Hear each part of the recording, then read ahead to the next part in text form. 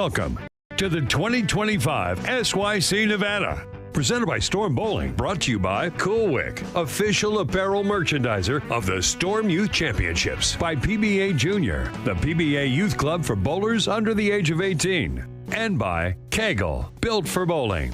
By Turbo 2-in-1 Grips, 3G Footwear, Master Accessories, Ballard's Bowling Academy, by Pinwheel.us, Customer Relationship Management, by T&D Transportation, and by Quality Respite and Home Care. All scoring is provided by Bowlmetrics, official tournament management system of the Storm Youth Championships. This year, all SYC events and tournaments are aligned with charities, Ballard versus the Big C, and Make-A-Wish Utah. Now, live from South Point Hotel and Casino in Las Vegas, the 2025 SYC Nevada. Welcome to the 2025 SYC Nevada. Presented by Storm Bowling, brought to you by Coolwick, official apparel merchandiser of the Storm Youth Championships, by PBA Junior, the PBA Youth Club for bowlers under the age of 18, and by Kegel, built for bowling. By Turbo 2-in-1 Grips, 3G Footwear, Master Accessories, Ballard's Bowling Academy, by Pinwheel.us, Customer Relationship Management, by T&D Transportation, and by Quality Respite and Home Care. All scoring is provided by Bowlmetrics, official tournament management system of the Storm Youth Championships. This year, all SYC events and tournaments are aligned with charities, Ballard versus the Big C, and Make-A-Wish Utah. Now, live from South Point Hotel and Casino in Las Vegas, the 2025 SYC Nevada.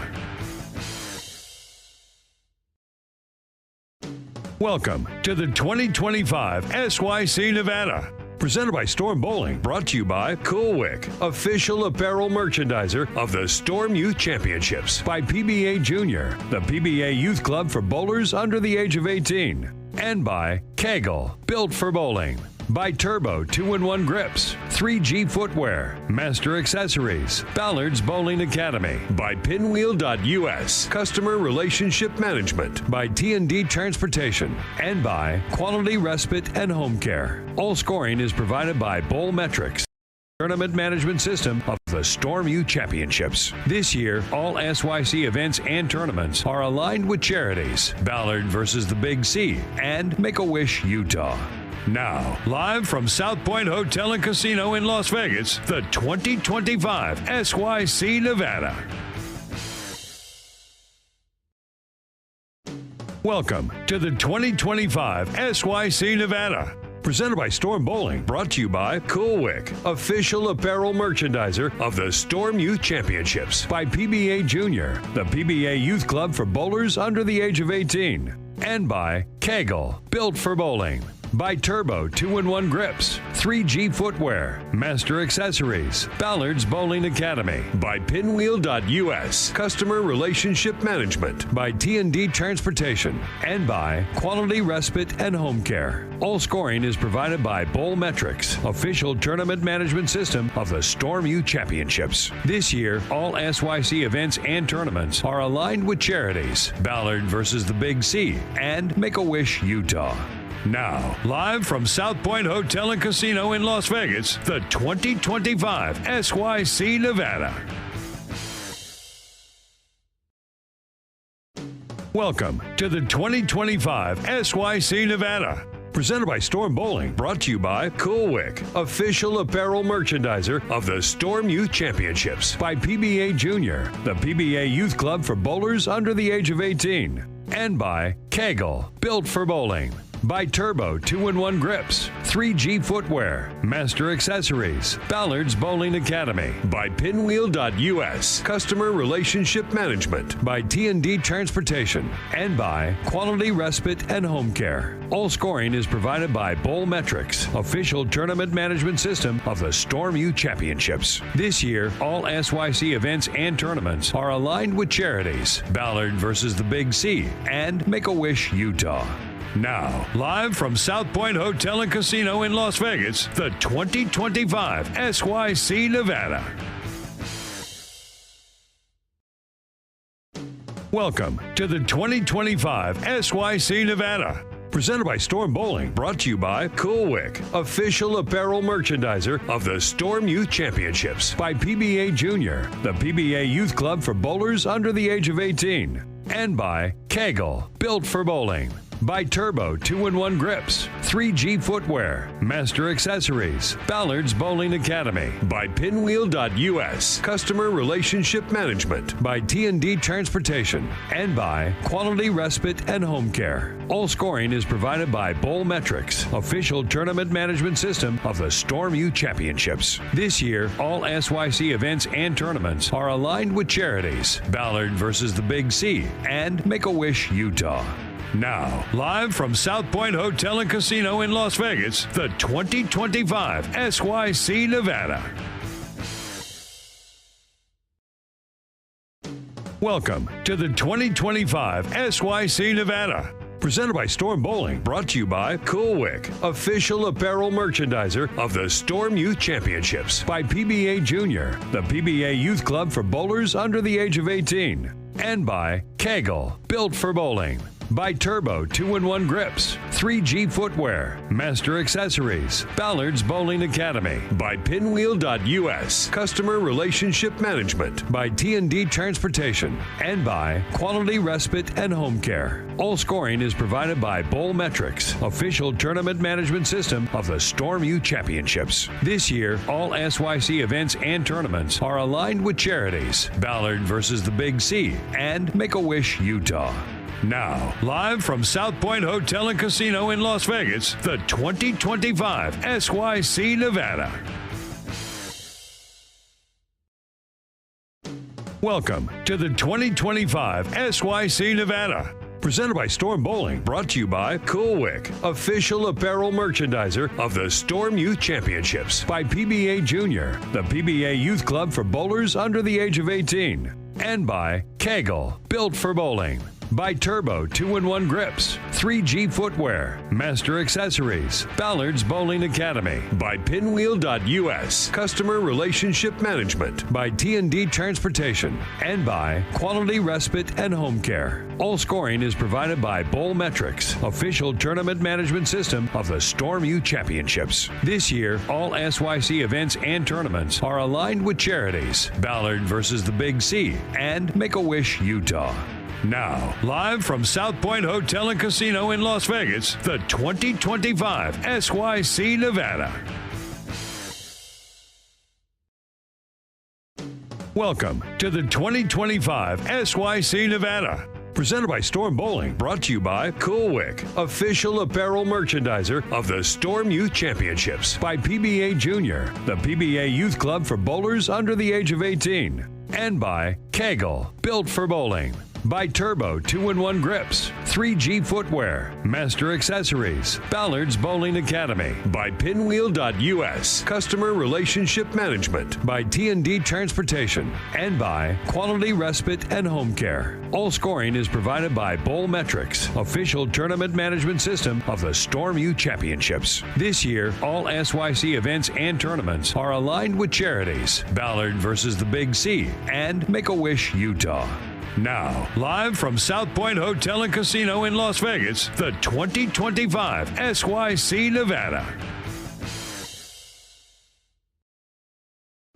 Welcome to the 2025 SYC Nevada. Presented by Storm Bowling, brought to you by Cool Wick, official apparel merchandiser of the Storm Youth Championships. By PBA Junior, the PBA Youth Club for bowlers under the age of 18. And by Kegel, built for bowling.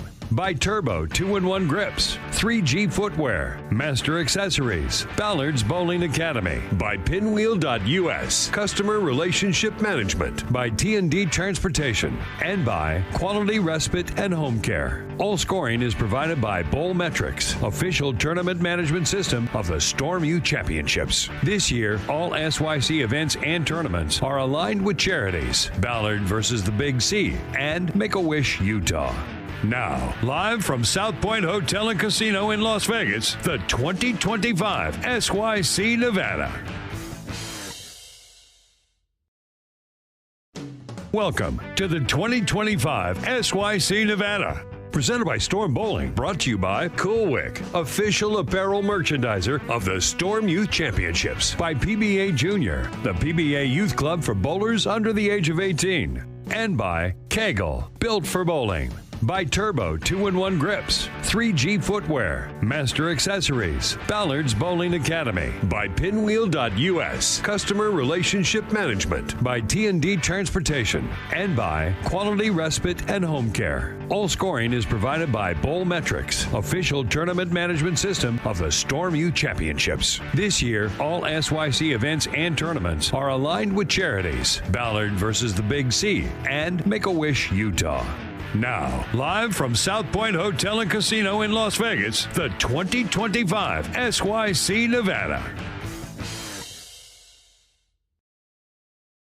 Welcome to the 2025 SYC Nevada. Presented by Storm Bowling, brought to you by Cool Wick, official apparel merchandiser of the Storm Youth Championships. By PBA Junior, the PBA Youth Club for bowlers under the age of 18. And by Kegel, built for bowling. By Turbo 2-in-1 Grips, 3G Footwear, Master Accessories, Ballard's Bowling Academy. By Pinwheel.us, Customer Relationship Management. By T&D Transportation. And by Quality Respite and Home Care. All scoring is provided by Bowlmetrics, official tournament management system of the Storm Youth Championships. This year, all SYC events and tournaments are aligned with charities. Ballard versus the Big C and Make-A-Wish, Utah. Now, live from South Point Hotel and Casino in Las Vegas, the 2025 SYC Nevada. Welcome to the 2025 SYC Nevada. Presented by Storm Bowling, brought to you by Cool Wick, official apparel merchandiser of the Storm Youth Championships. By PBA Junior, the PBA Youth Club for bowlers under the age of 18. And by Kegel, built for bowling. By Turbo 2-in-1 Grips, 3G Footwear, Master Accessories, Ballard's Bowling Academy. By Pinwheel. Good morning, Storm family. Welcome to the first event of the 2025 SYC season. We are here in Las Vegas, Nevada. I'm Blair Blumenscheid, and this is Coach Mike Jasnow. For Good morning, those Blair. who do not know, people are going to love seeing Coach Jazz. Well, I hope so. In the booth. I love coming to these events. Yeah. They're awesome. It's a great event, and we are excited. We've got 180 bowlers here. Amazing. In the field this weekend. So it is time. Let's show some bowling. They have 3 seconds left of practice. Oh, and they did have 15 minutes. 15 minutes, yes. So this is the last few seconds. We are at the beautiful South Point Bowling Plaza, of course. In Las Vegas. In Las Vegas, Nevada. 60 lanes of competition. I'm sorry, 60 lanes of bowling here. So.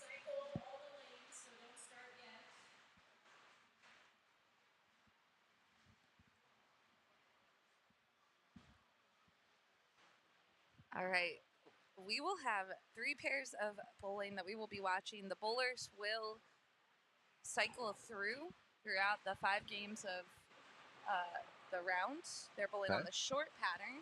Coach Jazz, you are holding the short pattern. I am. What do you know about the short pattern? It is short. Okay. No. Yeah, really. It is a 37-foot pattern. The ratio is 2.61 to 1. So it is a sport shot. We'll see a lot on the fresh condition, a lot of urethane, especially from the higher rev players. Also on the short pattern, we'll be hopefully seeing most of the players playing on the outside part of the lane. The middle of the pattern is quite flat. Blair, can you pull up the pattern and show our viewers? No, I cannot at the moment. Okay, so I'm glad I asked you something hard just to start with. Yeah, currently I'm working on the audio because I think people are telling me that the audio is pretty quiet. Okay. So I'm multitasking, but Fine. I'll work on that. Okay. They can look it up online, I believe. They can, yeah. Let me, give me a sec.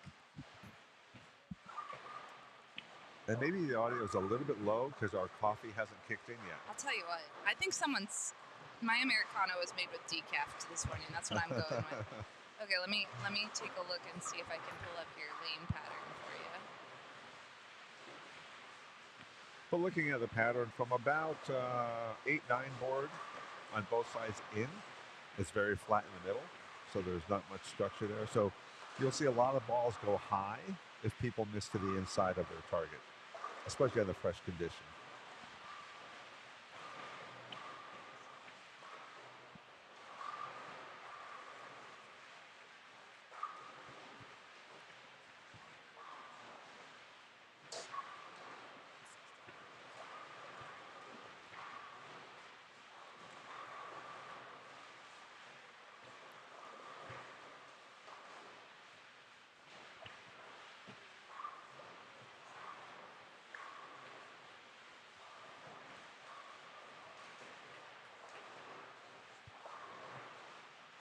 All right, we are getting this lane pattern pulled up. Excellent.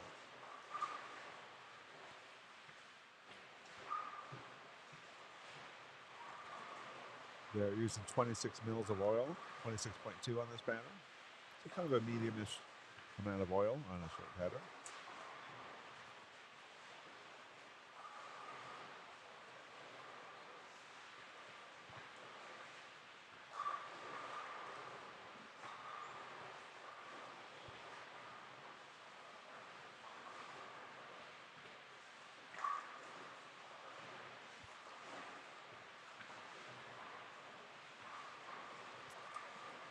All right, go for it, Jazz. They All can right. see it now. Nice job, Blair. Okay, here we are. Okay, and there's the pattern. You can see what I just talked about, 37 feet, 2.6 to 1.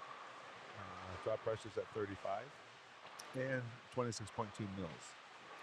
If we scroll down and you see the pattern, the structure of the pattern on the right, you see what I talked about. The middle of the pattern is quite flat, so there's not much structure there. So they will be playing the outside part of the lane on the fresh, and probably keeping the break point on the outside part of the lane even as they break down. We just saw a great shot there on lane 51 from Alex Crowley, one of our favorite SYC bowlers. Not that they all aren't our favorites. Seriously.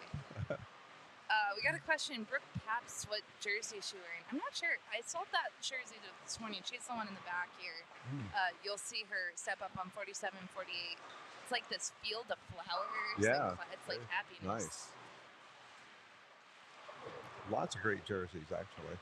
The jersey game is on point. Yes. Especially the Coolwick Las Vegas jerseys. It looks like that one was a popular one, the neon. Yeah. Neon sign, kind of old Vegas feel a little bit. Right. So and the bowlers, as they move, they're moving toward the right, correct? Correct. Yes, they'll all move right after this. The main pairs that we will be watching on 49 and 50, we're watching Emily King. Ryder Hudson is up on the left lane, but we also have Kalia Kama. Oh man. Let me try that. Let me try that again. Yeah. Kalia. I'm gonna need a pronunciation. Can we please get coffee to the booth? Please. And glasses. New prescription. I think it's Kalia. Okay.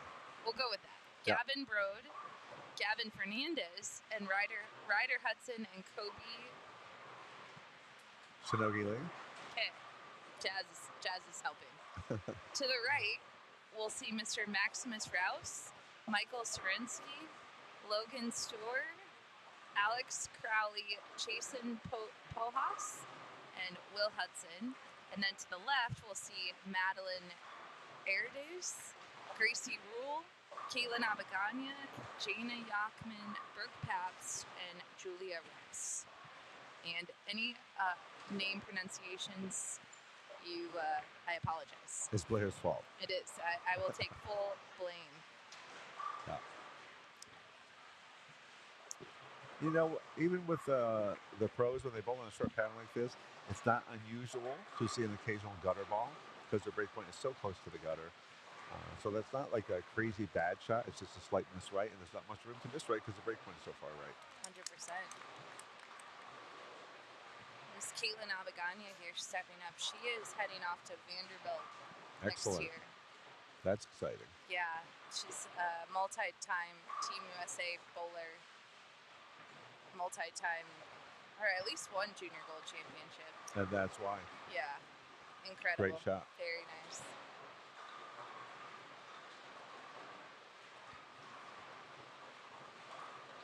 There we saw a shot from Emily. You can see just inside of target, the ball does go high. There's not hold down lane yet. Great shot there on the right by Michael Chernaski. You can see he was playing right up the outside.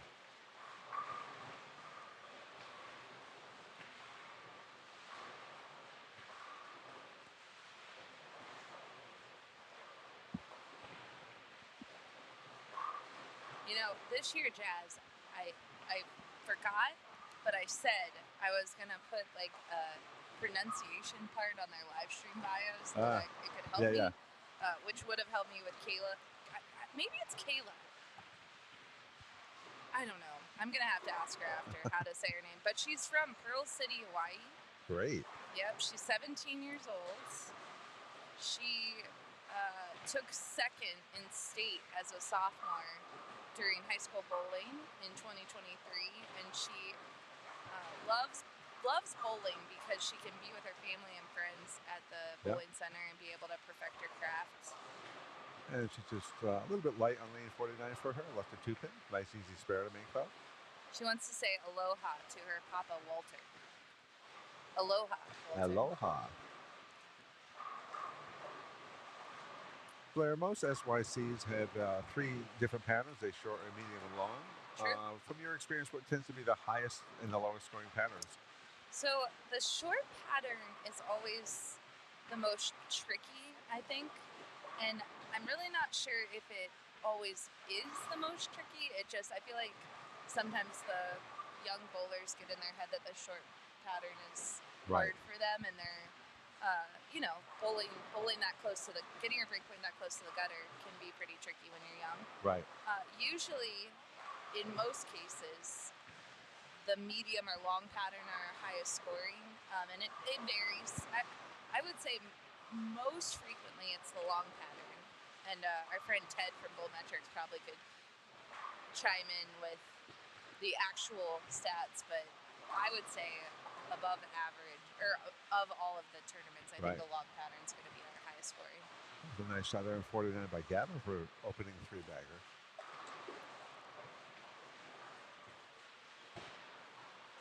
There's Alex Crowley on lane 51. That's a good shot. A little bit light, 2-7. Now we could see by mid to the end of the game a little bit of carry down, and that might have been a little sign of that right there. So Hillary at home. Hello, Hillary. We're missing you. Hi, this Hillary. weekend. Why aren't you here? I know. True. Well, she's on puppy duty. Okay. So Hillary noticed that some of the banners are a different color. Now, at the SYC, when you hit 10 titles, which Anna and Anthony did last year, your banner turns to gold. Wow. So, and Gianna Brandolino's banner is the one to the left. She's our current record holder with 13. Right. Which is amazing. 13 SYC titles. That is amazing. Most of these bowlers have not bowled 13 SYCs. Yeah, and her stats are kind of crazy because she doesn't bowl every event. Wow. So she's way above average on participation and winning.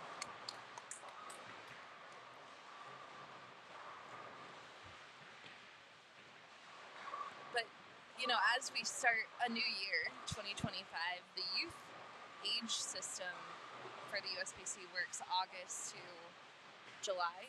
So a lot of these bowlers told us this is one of their last SYCs because we're starting to enter that second part of the season, and there just aren't that many bowling centers on the West Coast that are large enough to hold an event like this.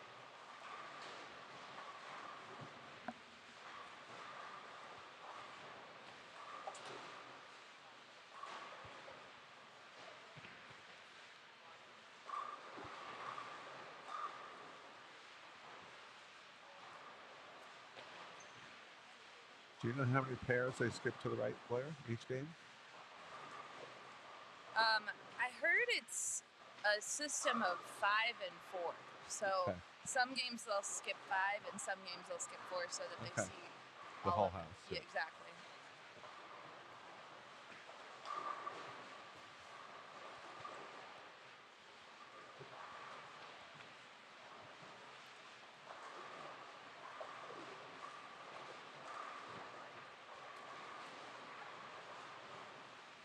And I believe I heard at this event there are 25 different states represented. Is that correct?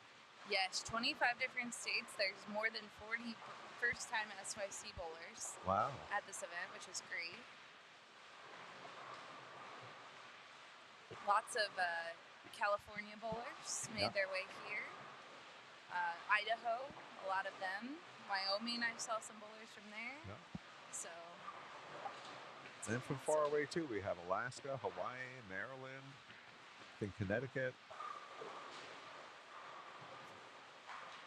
You know, I love these events. I always get blown away just how many kids really throw it really pretty good for their age. Oh, 100%. Yeah, it's pretty amazing. impressive. So Gavin here, Gavin Brood, when he steps up, well, we have a bio on him. I'm going to see if we have one for Gavin Fernandez. Oh, we do have one for Gavin Fernandez. He's from Henderson, Nevada. And he just threw a nice shot there with a 6-pin on lane 50. Bowls at Samstown. He's 14. He was the JBT Southwest Mojave Player of the Year. He's actually training to play high school football next year for the JV team, and he wants to say hi to his Yaya and Joey. Also, Matt Curran, Andrew Guba, and JP Griffin. So, hello to everyone.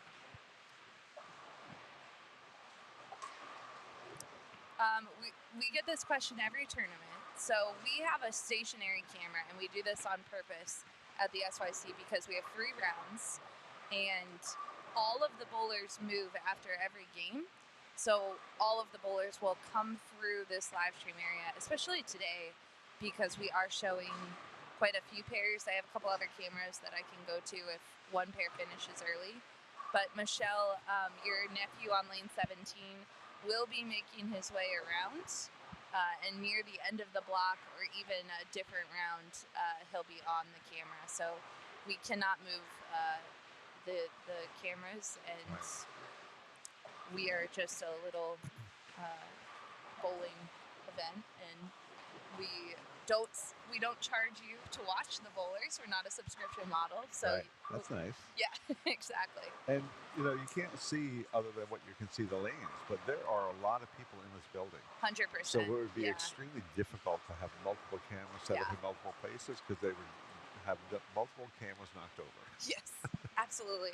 Yeah, I already have to block off the chairs because if they come in front of me, we'll get a head in front of the camera. We learned that last week at the TAD. I was like, oh, well, I need to block off those chairs. All right, so here is the other Gavin Brood. He'll be on lane 49. He is from Walden. He just says Walden. His favorite bowling center is Memory Lane's Port Jervis, New York. So Walden is in New York. Okay. I know that area. There you go. I used to be from New York. He's 16 years old. He's 16 years old. He's bowled 3 to 5 SYCs, medaled at the SYC in Kentucky. Nice. He is in an aviation course training to become a pilot. He really enjoys being in control of the aircraft during his flight lessons. And he wants to say hello to Uncle Glenn back in New York, Aunt Denise, cousin Samantha, who came on the trip with us. But she is not watching. She's out sightseeing. I don't blame her. There's a lot to see in Vegas. Yeah. A lot of bowlers came out early and made the drive to either the Grand Canyon or Hoover Dam this week. Nice. I always forget how close the Grand Canyon is. That's another good thing about some of these events. You can make a little vacation, some sightseeing out of it, along with the bowling.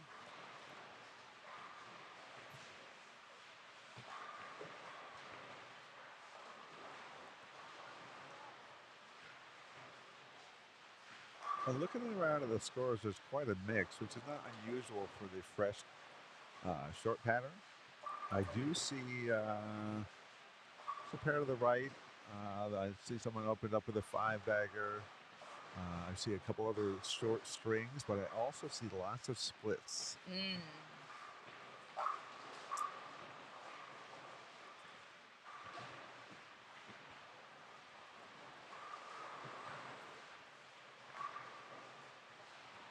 That's a nice shot right there. Kayla.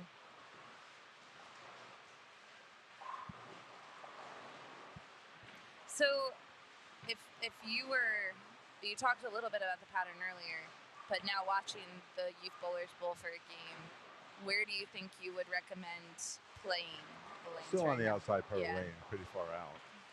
I am seeing some shots that came up flush or ending up a little bit light. So they could be getting a little bit of carry now, which means you might have to move just a little further right, actually, or a little bit straighter angle through the front.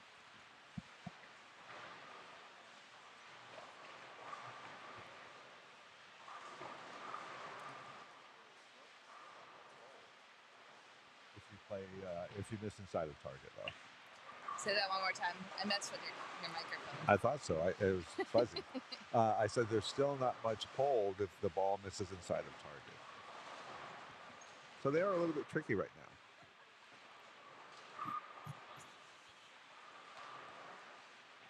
See if this is better. I'm just trying to. I'm getting some feedback from people watching at home that we're a little quiet, so I'm trying to real-time mess with microphones. And we appreciate the feedback so we know what we're doing, right? Exactly, yeah. I'll still mess with it a little bit in the break too, but we'll see if that's any better.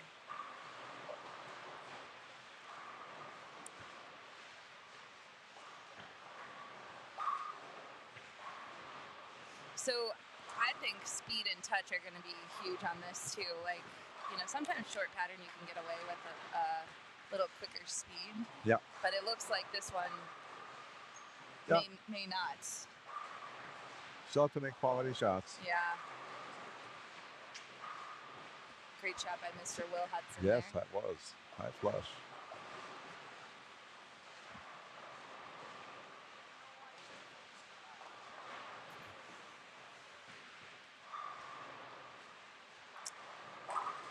Nice shot by Alex Crowley after a couple non-strikes.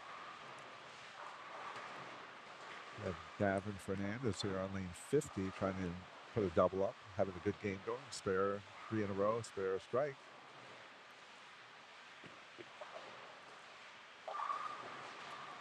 A little bit high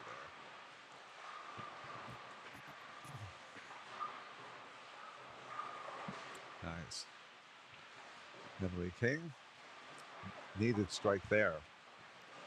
Having a little bit of a rough start. But that's the thing, just because you have a rough start doesn't mean you can't kill the next 4 games. True story, yeah.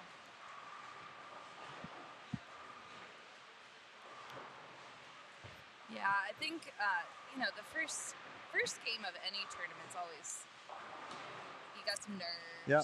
You're in a new place. It's Yeah. early. Especially people that have not bowled in this type of facility. The ceiling is so high. It's a total different feel. Their perception of space is a little bit off initially. Plus the LED, I always struggle when I bowl in the stadium or the plaza. I have to change my spare angles. Okay. Because sometimes the reflection throws me off from the scoring units. Which I've just learned that. So a question for Blair here. As we're sitting here, we can see the scores. On the video feed, They cannot see the scores. Why is that? Because they're so high. Oh, I see. Yeah, Got I it. have it zoomed into the lanes. So So I had a camera that you could see the score monitor, but it's still pretty fuzzy because we're so far away. Okay. Yeah. So above the signage you see above the pin decks, there are 2 more panels that have the scores. Yeah. You just can't see them. We can. Exactly. Yeah. That's why we're updating you. And we'll take a Brooklyn. But the scores will be on bowlmetrics.com, so anyone Great. at home can go and check out pretty much game by game. After the game finishes, they get it updated. So pretty quickly. And where is that again? Bowlmetrics.com. I'll drop it in the chat too. Thanks, Blair.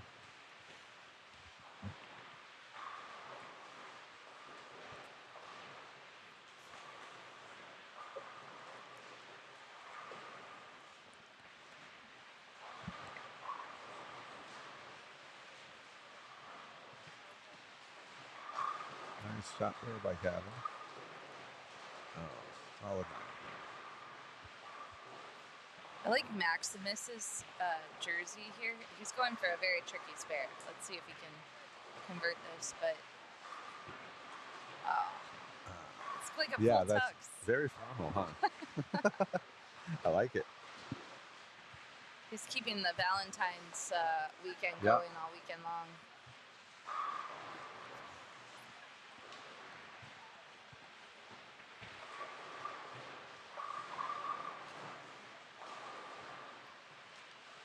Yes. Messenger 10 pin. Lane 49. Excellent. So if you are watching, we are getting down to the 9th frame or 10th frame in some cases. So after the bowlers are finished bowling, they will pack up all their equipment, make their move. We'll take a short break, and we will be back for game number 2.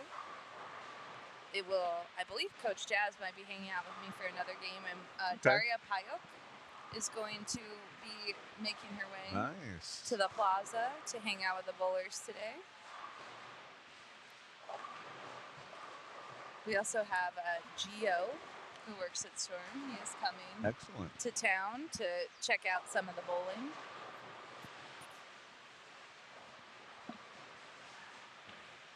Mike Hillman's wandering around. We'll make him come in the booth at some point. He knows quite a few bowlers in the field. Yes, he does.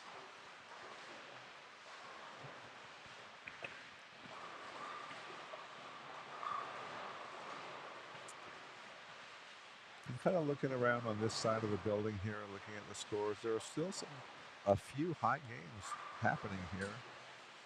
Just off camera to the right, Jacob Fox from Billings, Montana, actually, has a double spare 6-bagger.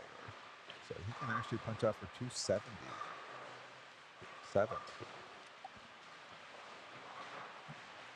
There's another game over there, maybe a possible 250. Wow. So there are some big ones to start off. It's the way you want to start. Ideally. Yeah. Brooke Papsters, she's having a strong start to the tournament too. Yep.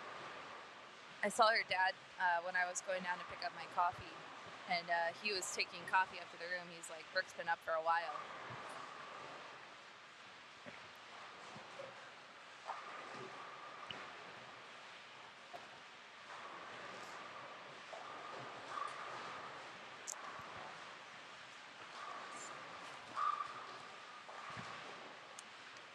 So, like we talked about, just because you don't have the best start doesn't mean you can't have a good finish. There's someone over here, Henry Hines from Washington, started off with 2 consecutive splits the first 2 frames, then threw a nice 5-bagger. Nice shot there from Alex for 3 in a row. It's not always how you start, that's for sure. Absolutely. You have to have a short memory and let the bad shots go and refocus on what's going to happen next.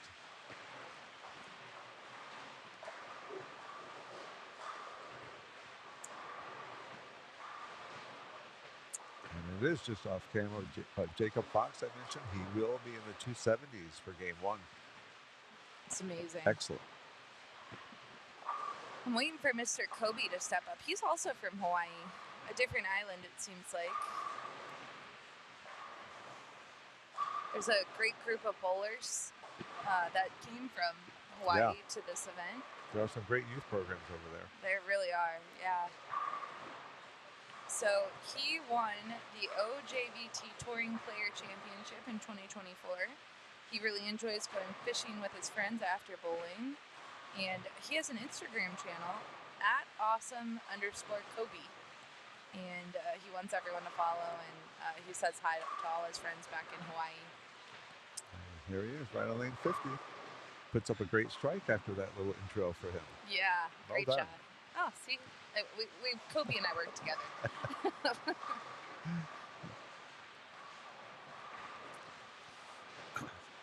I see some past SYC bowler. Miranda Pattinson was watching. She bowled the events. Nice. She's had quite the collegiate season, made junior Team USA. Fun to watch the kids grow up and go off and do awesome things. And Jacob Fox did shoot 277 game one. There you go. Plus 77 to start. Yeah. I'll take that. Yep.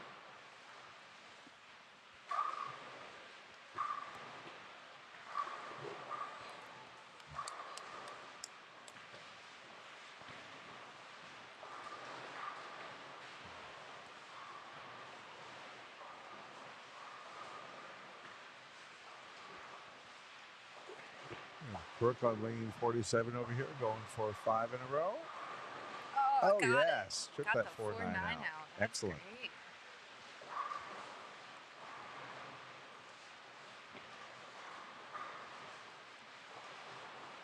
She could get to 250 this game. Yeah.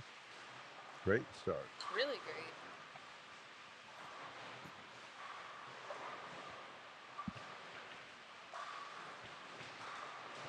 Henry Hines still striking down there. He's up. Let's see what he does. Yeah. He's off camera, folks. I know we're talking about bowlers that are off camera, But like I said, open in the first 2 frames, 7 in a row. That's how you come back from open frames. 100%.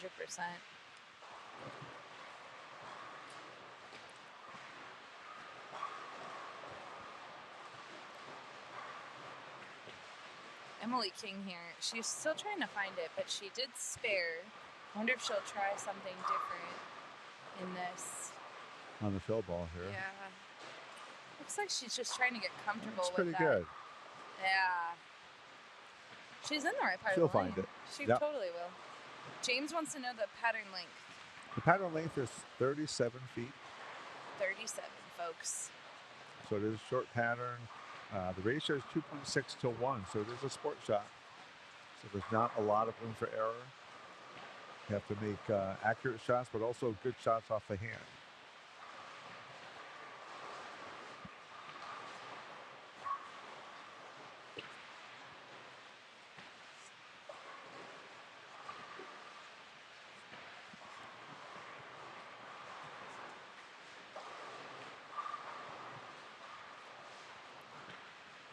Keelan Abaganya had an unfortunate open in the 9th, but she's trying to strike out here.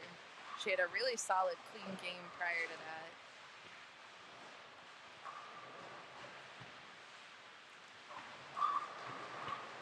There's a double.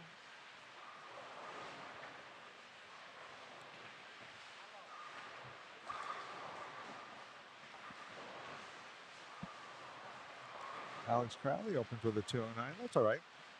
2 opens, 209. I would take that for my first game. Me too.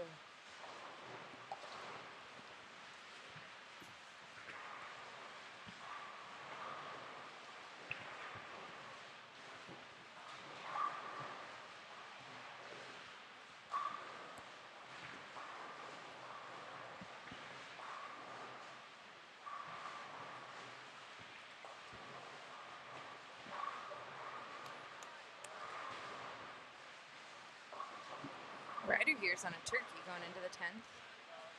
On 49, stepping up. Looks like he's using urethane. Nice Shaker and smooth. 7. Yeah. See another nice game over there. Is that Evan? Oh, Ewan. Ewan. Yep, Ewan Wester. 255. Yeah. Excellent. We got 277, 255. Those are the highest scores I see right now. And we should say that we only can see one side of the building. Correct. So behind us there could be something else going on. Yeah, who knows?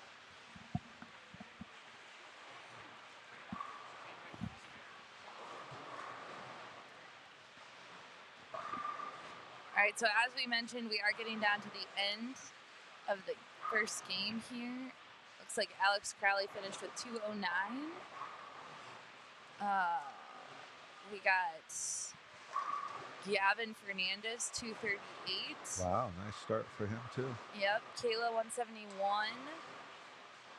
Gavin here can get to 189. Oh, wait, I always struggle with these South Point scoring.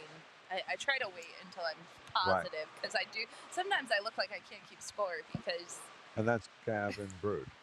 Oh, I'm sorry. Yeah, you're right. Yeah, Gavin Brood. Because there are two Gavins there. Yep. Gavin Brood, 189. Gavin Fernandez had 238. Yes. Caitlin Abagania, 215. Brooke Paps, 253. Excellent start. Yep. Those are some of the high scores we got. Ryder, even with that open, finished at 197, which is a solid game to start. Yep. Jason Pojas, 212. Pretty good start for him. Yeah. I think anything above 180 right now is pretty solid. Jeremy Morris, 216. Will Hudson here struggled a little bit, which is not like him. But he'll good figure shot it there. out. Yeah. He has not been bowling very long, Will. I think we're at like maybe 2 or 3 years now that he's been bowling, so just a solid player.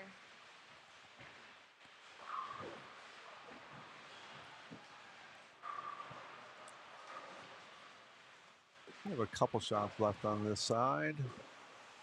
Let's see if Will could double on the 10th frame and pick up some pins.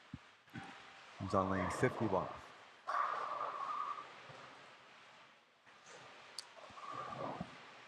And there you see, miss inside. It does not hold. Yeah. Just off camera, we do have Henry Hind stringing on a 7-bagger. First shot in the 10th. He's a solid player from the Northwest. And looks like he got a messenger 10. I don't know if he carried the 7. He did not. But he's still going to have a 240 game. Pretty awesome. With the first 2 open frames. Amazing. And, 240 is a great opening game, but it can be a different feel if you open the first 2 frames and throw a bunch of strikes for 240 compared to if you start with a bunch of strikes and open the last 2 frames for 240. Absolutely. But it is the same score. Logan here started with the front 6, had an open, strike open, and now it looks like he's going to, he did, strike out for 234. Nice. So he, if he can maintain those opens, he's on a great streak. So, all right, folks, we're going to take a short break. We're going to look at our audio, and we will be right back.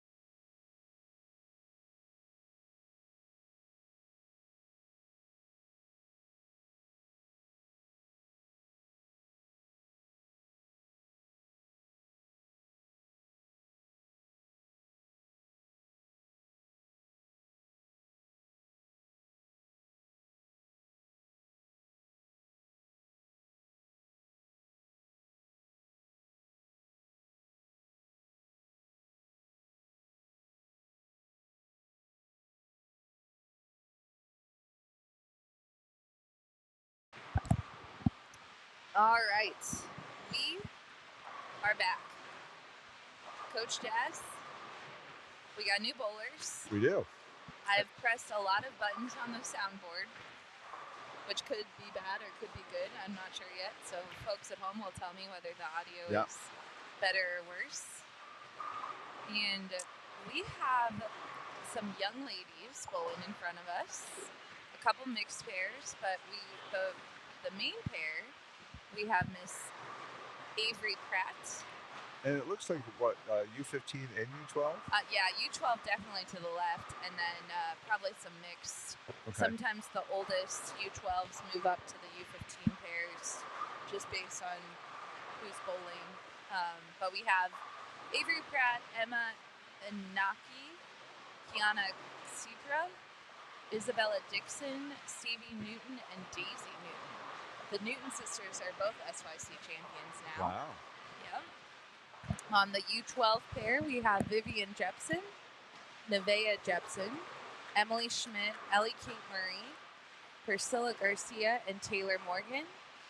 And then to the right, we have London Wesselman, Leela Storer, Charlie Katz, Jenny Vasquez, Lydia Gordon, and Autumn Strode. And in the chat, I just want to shout out, hello, Jamie Patterson. Yes. Good to have you in the chat there. Jamie is a proprietor and owner of Windsor Bowl in Windsor, California. Good to hear from you. Which is more known for Amanda, or Miranda. Jeez, my coffee hasn't kicked in either. Yeah, right? So Lydia Gordon here, I'm 52. She switched to two-handed this year, just recently.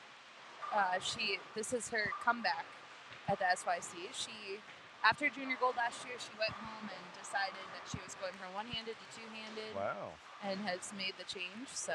I wonder if she watches Darren Tang on YouTube. I don't know, maybe. I know that she lives in the same town as Mikey, so I'm going to go with yes. I would say yes also. Great shot there on lane 48. Little Ellie Kate. Ellie Kate Murray. What a good little bowler she is, huh? Yeah, and she is an SYC champion. She picked up her first title last year in Idaho. Nice. Her and our buddy Taylor Morgan there. They're both like tiny but mighty. Yes.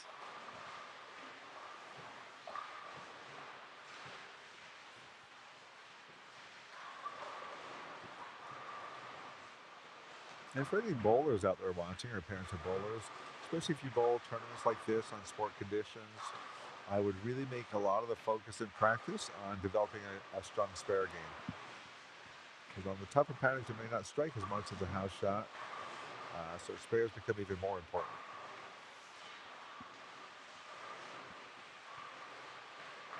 Look at little Priscilla. She's another little one. Just strong enough to get it up down the lane. Yeah.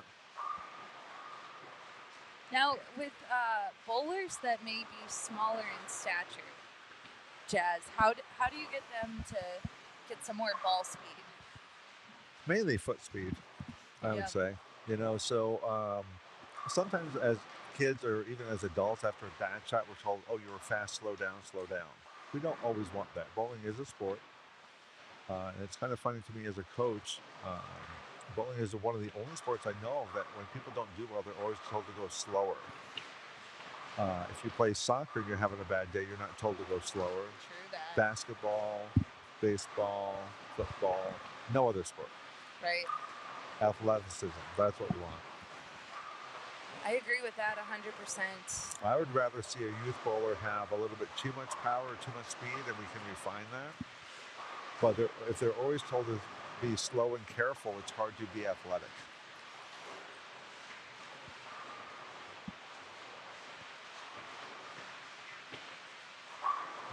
And especially on the shorter pattern where there's a lot of hook, that could be a little bit more challenging for some of these young, smaller bowlers with lower ball speed. That was a nice shot there on lane 51. Yeah, that's Miss Lydia there. Yep.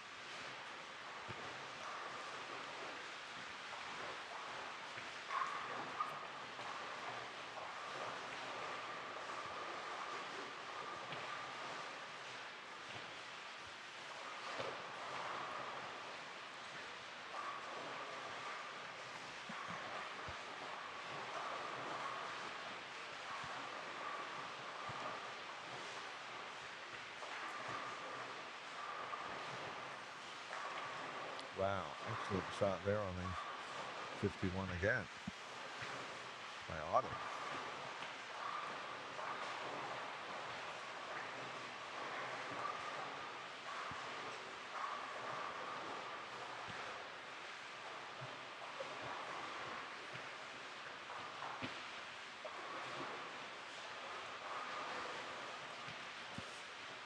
And the Jersey game is still going strong here.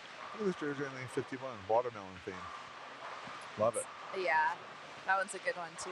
Yeah, nice Brooklyn shot. We'll take it. From London.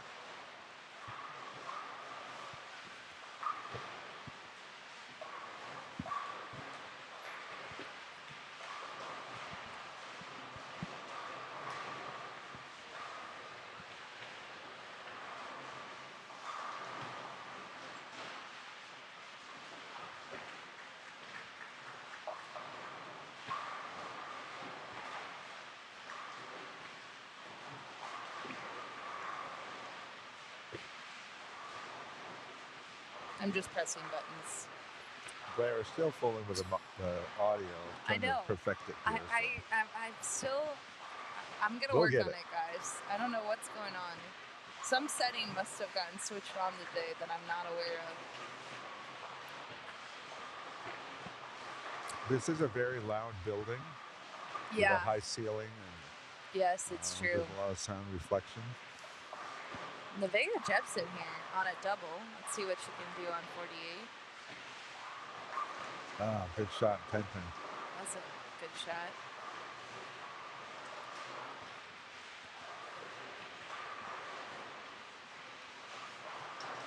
Nice spare there, lane 49 from Daisy.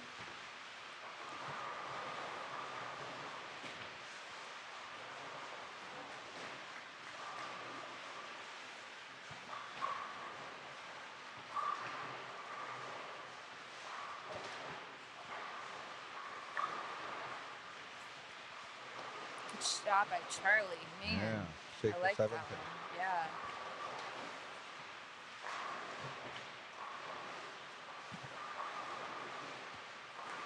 Our friends at South Point, they're allowing the pins to carry with the bowler so we can easily see scores after every game. Excellent. That's really nice. Just seen several good pocket hits that didn't quite carry. But you know what? 9 spare. That's what I'd rather have rather than 7-2.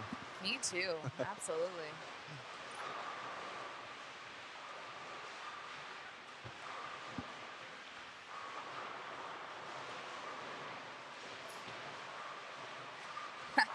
We got our friends from Planet Fun. We're heading back to the Coastal Classic this year. It's another fan favorite SYC. Great to hear from our friends, the McCalls. So the joke is that I work at Planet Fun, but I only show up once a year. Oh. Yeah, sorry guys. Slacker. I'll be there in October. I'll check in with all of the team, make sure everything's running smoothly. They've got it under control. The McCalls are pros. And that would be a great tournament. I would love to go to that one. Oh, that's fantastic. But my coaching schedule, I spend pretty much a whole month of Montana, or October in Montana. Yeah. Which is not close to the East Coast. It's not. Nope. It's like the opposite. Exactly. But it's when you can travel up there. Because it does this thing called snow. Yes, it does.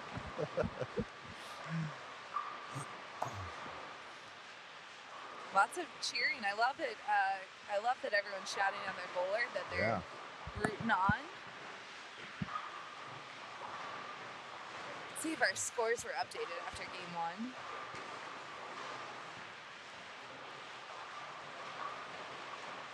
Bowlmetrics had a big update for anyone that is a fan of the SYC. So if you're checking it out this weekend, you'll see the new system in place.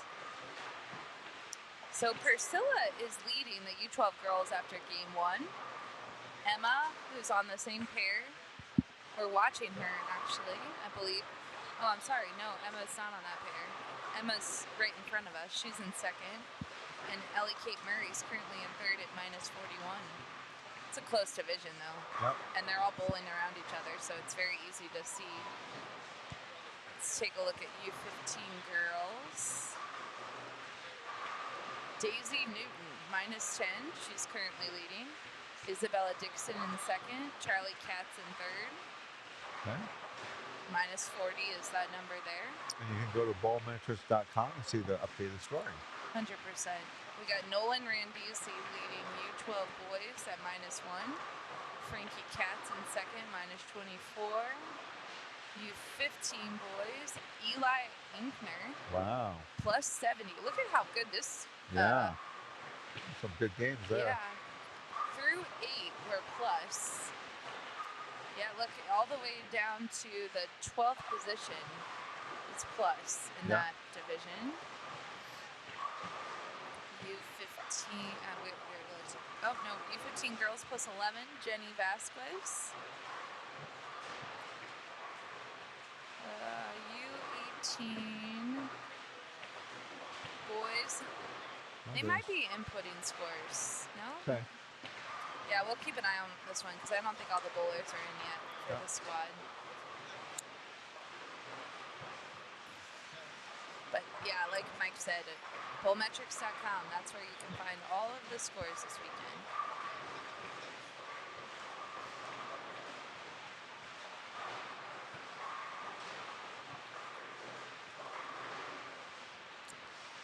And I think we will see some up and down scores these first two games. I think Candace Van Tyne, is she in the U18 now? I believe she is. I think she is U18.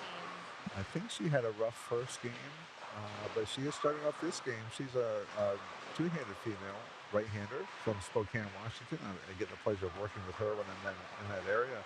And she started off game 2 with a nice 4-bagger. Oh, you know what? Candace is still U15. Oh, nice. She's Okay. got one more year. Okay. She's gotten so tall, she looks like she's 20 already, but she is just a sophomore in high school.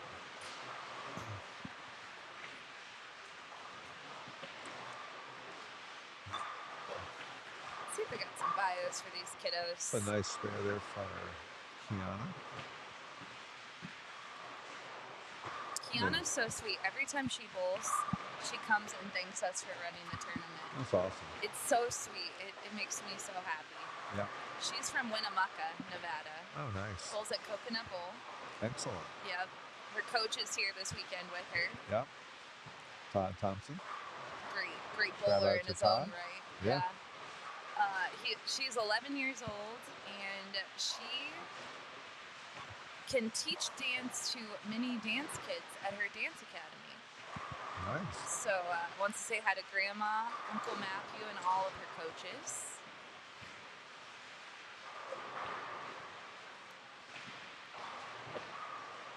We've got some bio updates for the Newton sisters. So Miss Daisy's from Hanover, PA, 12 years old. She placed third at Junior Old and bowled on TV, which was so exciting for her. She likes to play volleyball and wants to say hi to Mom. And let's see where Stevie here. She's 11. She bowled at 259 and won 2 SYCs, and she loves to cook and bake and can do math really well. So.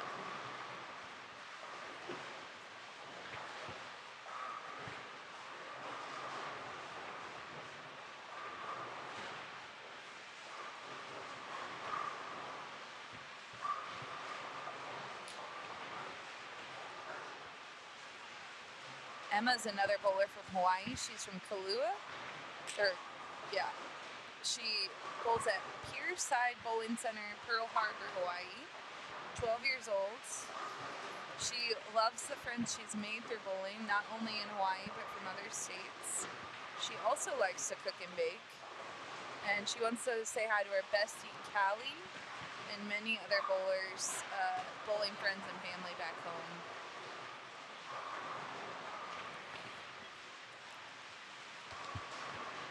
Here's little Miss Kiana right here. 49 right in front of us.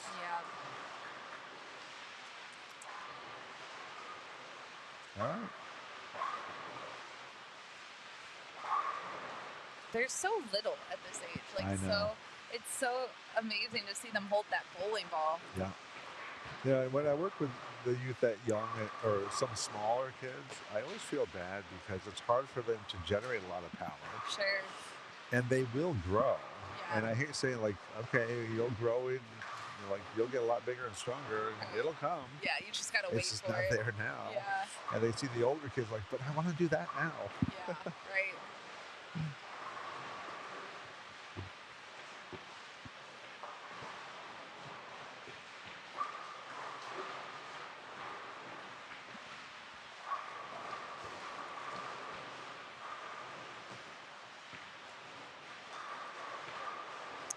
Beautiful shot there, lane 50. Yeah. Receiving. Lots of Very two-handed nice. at this age group for the girls. We're seeing more. Yeah. Fun to see. Yeah.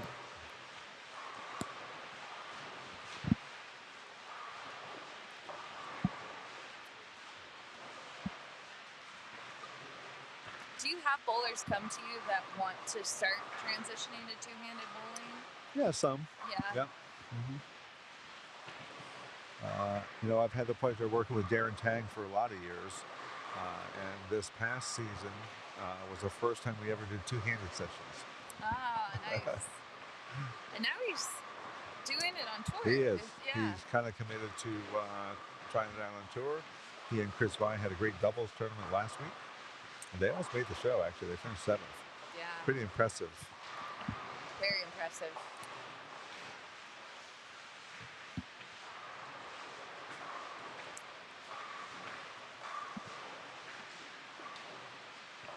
I like Jenny's game there too. Her Yeah. very.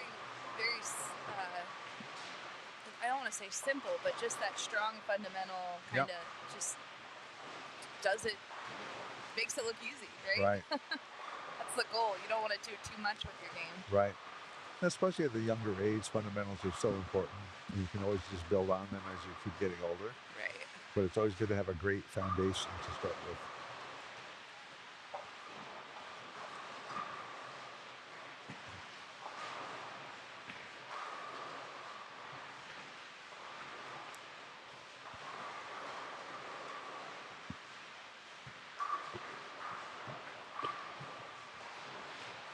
A pretty good shot there from Emma. Hooked a little high, 310.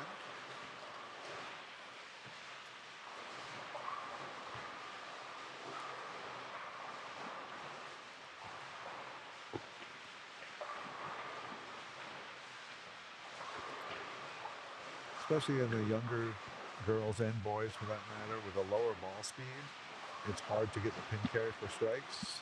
And that's where, as I said before, the strong spare game really comes in helpfully. Yeah.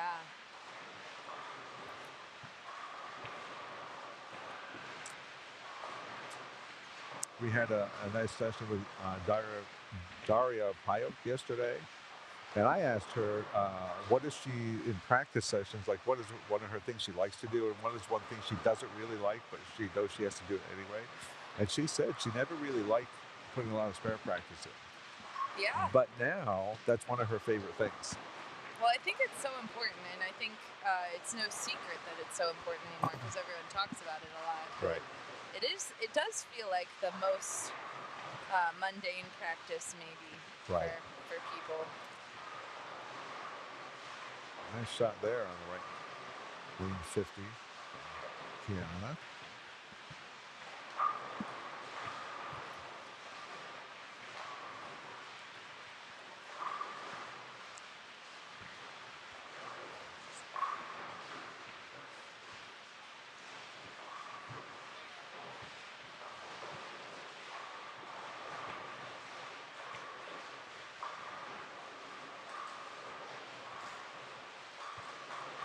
Kiana has a PBA event coming to her home center of Coconut Bowl this year.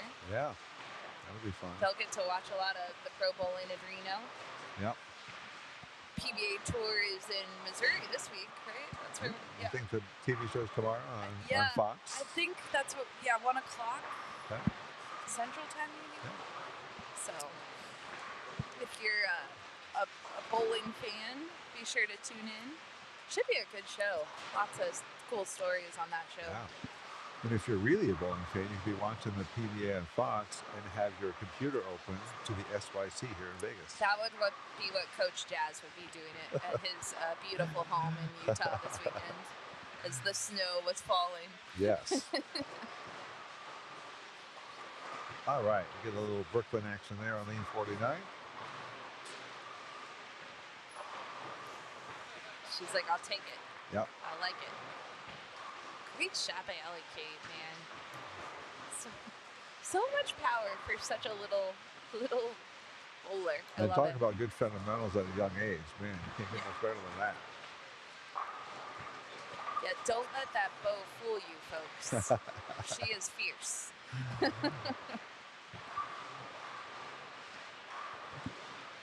She can double in 10th here on lane 48. It's okay. Hooked a little high. Still a great game for Ellie Kate. Yeah. We have a very large U12 girls division. I think it might be our largest ever Really? in an SYC.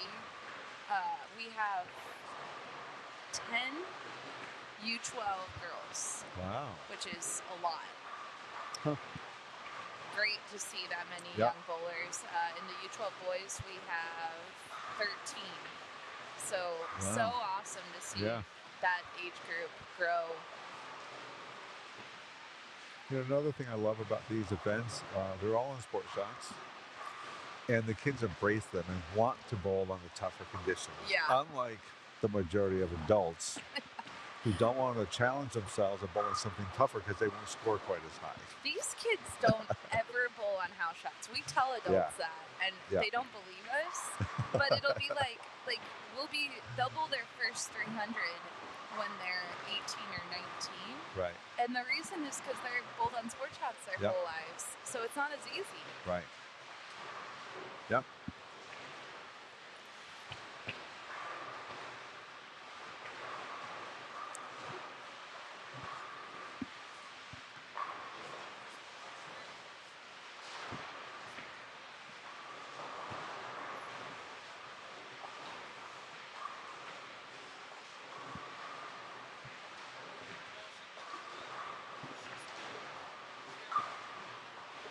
I think they're chatting with Kiana over here. I think she,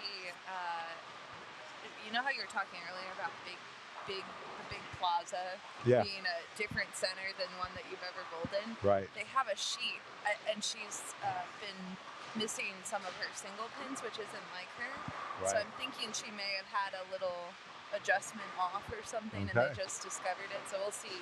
We'll see what happens. But And you know, I've been watching her, and she's been getting some good counts, mostly 9 counts actually. right, yeah. But has missed some spares, and by just a littlest bit. Yeah, I think she had a little angle issue going on, so which happens for sure.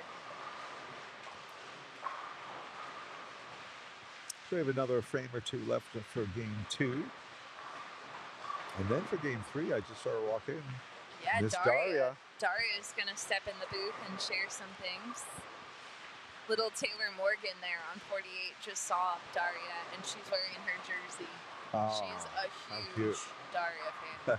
Who isn't? Well, good point. I'm a huge Daria fan. Me too. She's a hard worker, that's for sure.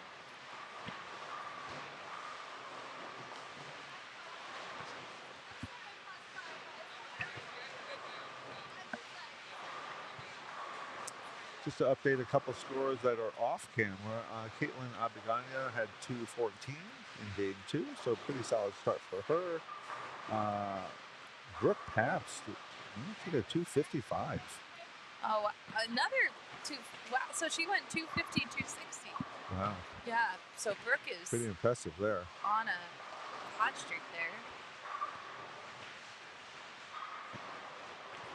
Anna Antony's having a great game. She's the top bowler on 54, it looks like. Right in front of us, Ellie Kate Murray did finish with a 159. Nevaeh 187. Nice. Those are the high games on that pair. Right. Oh my goodness. So the U12 boys to the left. I'm pretty sure these are U12. Colin Park, 200. Aaron Bam Bam Cadness, 222. Wow. Yeah, he's quite good, folks.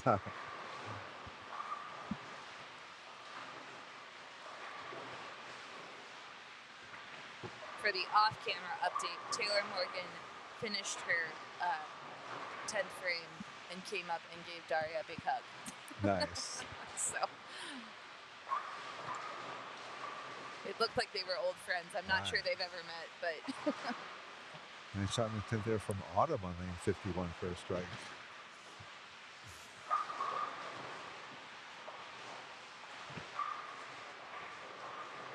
man, another great shot by Kiana. Yeah. She's been right around the pocket this whole game. She's had nothing less than an 8 count this game. Awesome. It's pretty good. Yeah. Just get those spares, Yep. and she's in business in her U12 division. I wonder if I wonder what her challenging pattern is, or the one that maybe she, or maybe she likes them all. I bet you she likes them all. Let's think positively. You know, Norm Duke, the great Norm Duke, told the SYC kids in a seminar that he never had a favorite ball and he never had a favorite pattern. That's awesome. Because if he had a favorite, he had a least favorite. So it was like a mental trick for him. Right. Yeah. All right, we're going to watch this 10th frame here from the bowlers right in front of us.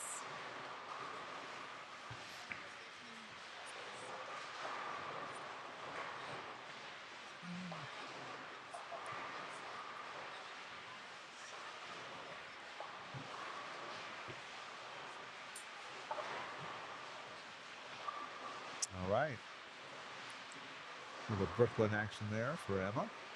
She's like, I'll take that.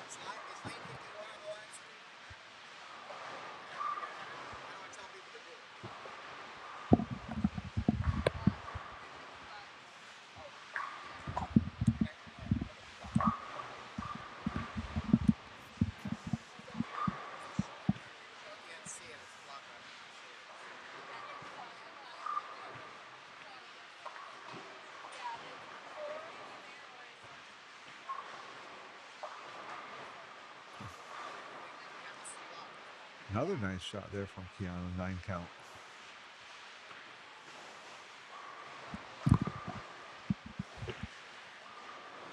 Even with a headset on, people just think that they can talk to you. It's amazing. You're just popular, Blair. Oh, that's it.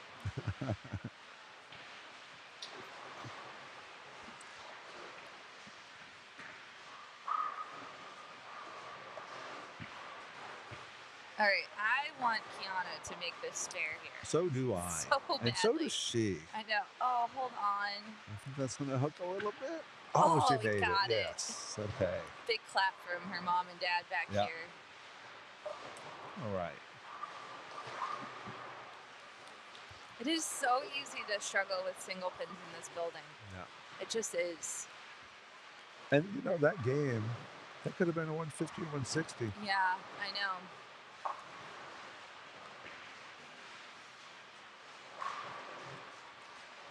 Nice shot in 51 from Charlie. Charlie was up there near the top. She probably wants a double here. Good shot by Avery. Yes, excellent.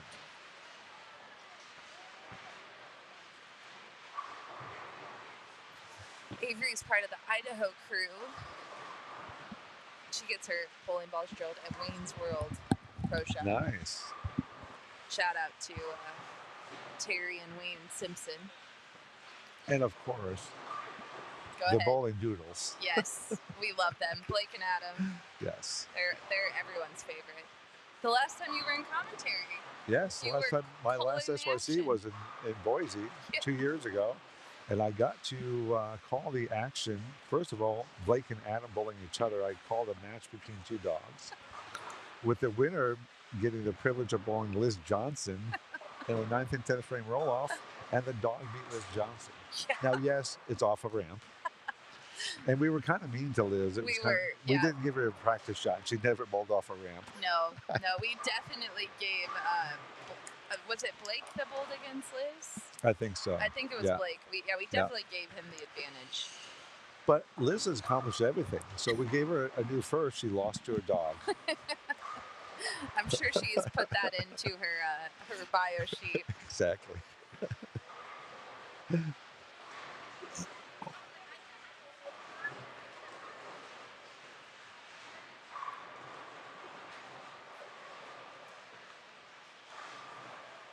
Nice shot from Isabella Dixon there on lane 49 for a strike in the first shot in the 10th.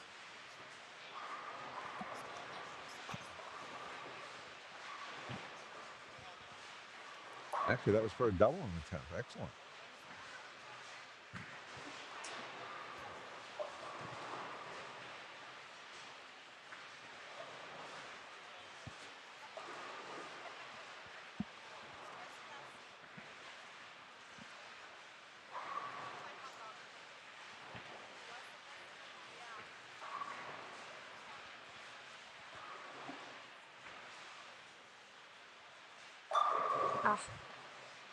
That was another great shot by Isabella. 157. Yep. I bet she's like, all right, I need to keep doing what I figured out in that. Yep. The end of that game.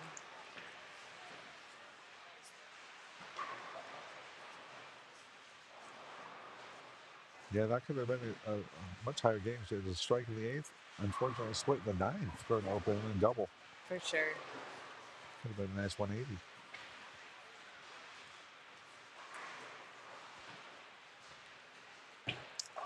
Avery for a double here. That's close. Oh, man. You can see that hook, huh? Yeah, right? Especially a miss inside. Yeah. Nice shot there. A little high. 610 for Emma.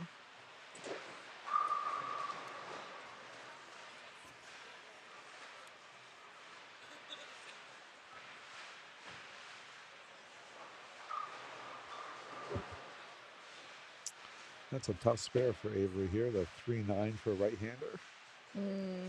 Yeah. Avery's going to take that and move on to the next game. Yep. Good spare with Emma there.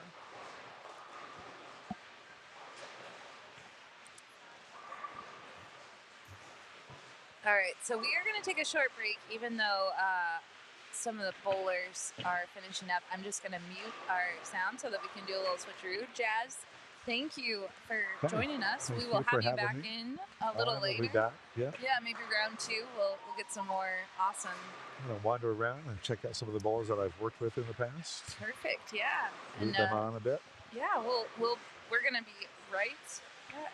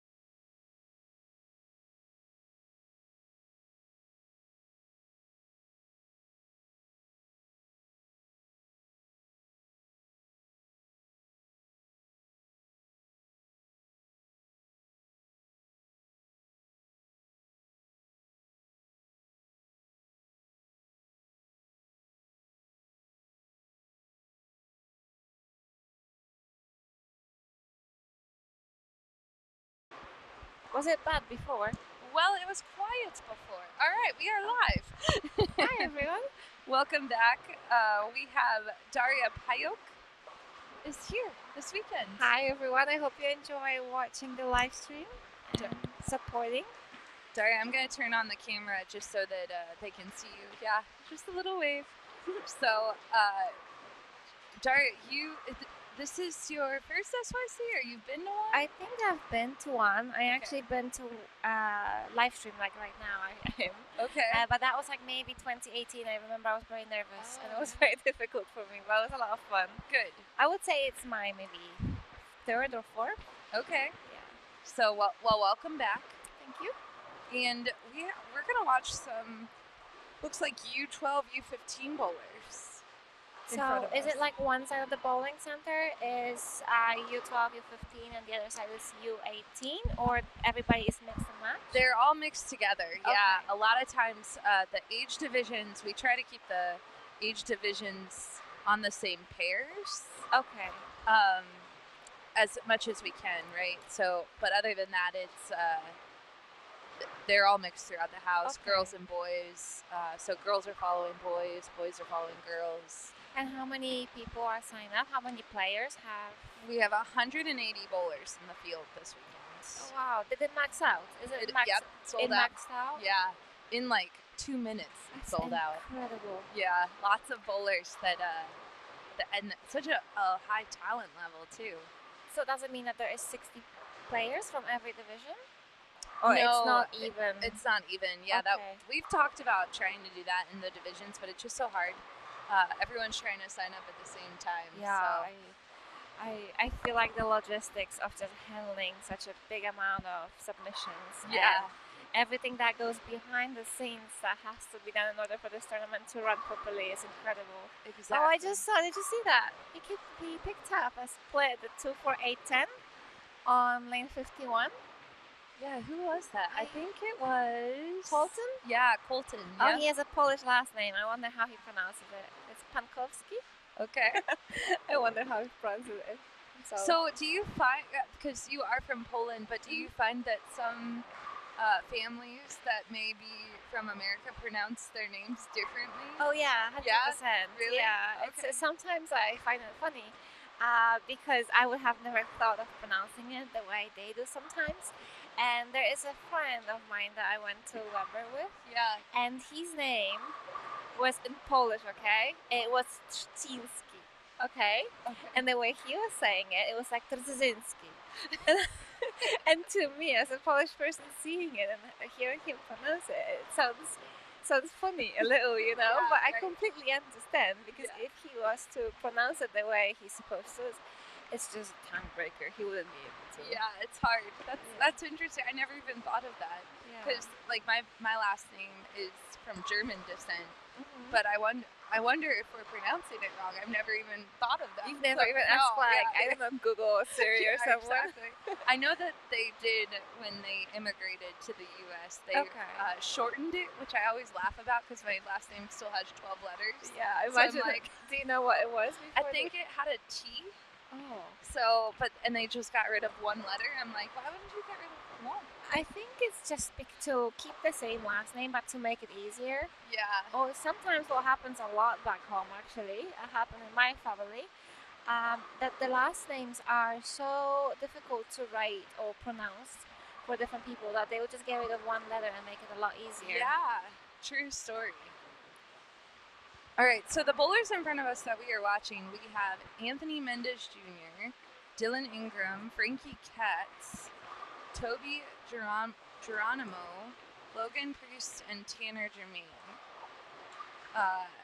Frankie Katz is a fun one to watch here on 49. He has the best hairstyle in the building. I saw him yesterday, and I'm like, oh god, is it like 70s coming back? Yeah, right? Yeah. He has his own style for sure. I love it though. A very nice release. Throws it great. Absolutely. One of the things that I've noticed as you were on the live stream with Mike and I was watching, a lot of players seem like they're a little bit undersurfaced, which seems to be a common denominator in general for short patterns, especially for youth. I believe the reason of that is because a lot of players believe that a lot of surface is gonna make their ball hook a lot, and they just keep them a little shiny or with not much grit to it. And you can see so many leaves, like 2A to the bucket, and oftentimes a washout. I was watching this Kira, the little girl that was bowling here. Yeah. So I worked with her a little bit when she acted in the clinic in Reno. Super nice girl, and she threw it so good that game. She has not struck once, I think. It was like all in the pocket though. Yeah, and it's for me. I'm just so eager. I just wish I had a pad, and I wish I had a permission to just walk in and just send her ball, because I think that the difference would be incredible, because it's very easy, especially for youth athletes, that they have to work a lot on their mental game. There's a lot of things that get overwhelming for them. So having bowling so well and throwing so many good shots and not striking even once, it's really difficult. And I'm sure a lot of, not just youth athletes, but even adults, like, we beat ourselves up. We're like, oh my god, so what's wrong with me? And right. In this case, what's wrong? It could be the lack of surface. Well, I think that's what makes bowling so difficult, right? There's so many different variables. So many. Yeah, that they have to overcome. Yeah, so many. Such a humbling sport as well, For sure. Once you feel like you've got it, it's just very quickly shows you that there's a lot to learn. Yeah, so the short pattern normally will play a little tricky for the players. I think bowlers get in their head that the short pattern is hard, and then they can't seem to get through that little. Have you seen many urethanes going down lane? Because I do see that Frankie is a urethane. Yeah, so I think he's the first one I personally see. The older boys started here, and they were using some urethane, but you're right, in the younger division, we haven't seen it very much. So no wonder why so many players are struggling, especially with 2-8 leaves or buckets, because being under surface, they're playing on top of urethane, and it's really difficult as well. For sure.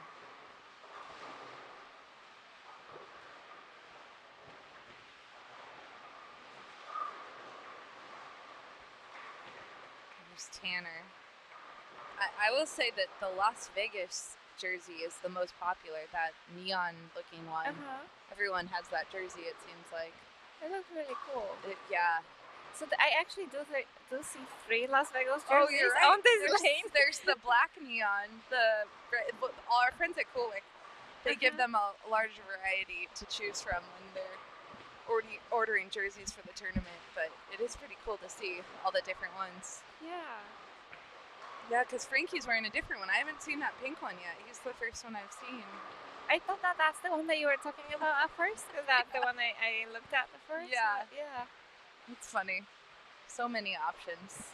Mullet. You call this hairstyle mullet, right? Mullet, yes. Mullet. I've been thinking the whole time since we started talking about like, what was the name of the mullet? Yeah. The mullet did come back a little bit the last few years with the younger generation. It's so interesting. That's true. So many things are coming back. I'm a millennial myself. So yeah, me too. Yeah. I just hope do you know that we're attacked for wearing ankle socks as millennials? Yes, I know. I will not wear mullet. I'm sorry, I will not wear ankle socks. I need to wear them. I know, that's one of the ways you can recognize a millennial in the gym. Just look at their socks. It's so funny. Someone told me that. I'm like, really? Yeah. But I do wear them, so I'm guilty. Do you know if the RPIs, was it here, the PBA event? Because there is one friend of mine from our friend group. His name is Money. Yeah. And he won RPI. Oh wow. And he's the first person I've seen having a mullet hairstyle. Okay. So I feel like maybe mullet is really good for people in this building. Maybe. I'm expecting Frankie to do really well. That's awesome. Frankie's a great little bowler. Frankie and his dad and sister Charlie, they're here, and they came to visit Utah. And when you walk into Storm, the new painted rocks to the left, not the faded ones, the new ones, Frankie actually painted those and sent them to us. And that is so Yeah, cool. you'll have to look when you come to Storm next week. Yeah, I will. So where are they from? Where is Frankie from? Somewhere near? I want to say California. They bowled the Texas events and Idaho, but let me check. Yeah, they're from Huntington Beach, California. Oh, that's got push. Frankie bowls at Fountain Bowl. Oh, I think we've got a lot of PWBA tournaments there Yeah. prior COVID. His favorite thing about bowling, he loves messengers. Don't we all? But that's not. Yeah, he won a Beast Eliminator tournament back-to-back, Player of the Year points title, first person to ever win back-to-back titles in 15 years, youngest to win the tournament ever when he was 11. Oh, that's cool. Yeah. He and his sister Charlie do jujitsu. They've been doing it for 3 years. His dad started Tap Out Clothing, and he loves basketball. So That's really cool. He has a very sweet release. I really like it. Yeah. I like that he's got a lot of power in his release and momentum that he has, but he is not very fast and furious, I would say. absolutely. Which at this age is really easy. You see a lot of players developing a lot of power and a lot of rev rate, but it comes with a lot of speed, and unfortunately when there is so much speed and so many moving elements, when something goes bad, it's very, very exaggerated. For sure. So we have Toby Yes. Toby on the left, I'm 49. And then, and Anthony on the right. yeah. Anthony's playing it really deep inside. Really deep. Oh. But it Easy. worked. No sweat. I don't think he was worried for 1 minute. Not at all. Good shot by Gabe there. Gabe Solomon on 51. Little Trevor Mason. He is from the Texas area. So we do have athletes from all over the United States. Yeah, I think Leanne announced this morning that there were 25 states. So Wow. yeah, that's a good percentage to all travel to Las Vegas. I'm sorry if I'm asking questions that I should No, know, but you're is fine. there a membership? No membership because for many reasons actually, we don't do Player of the Year awards or high average awards with the SYC because it's so hard to get into the tournament.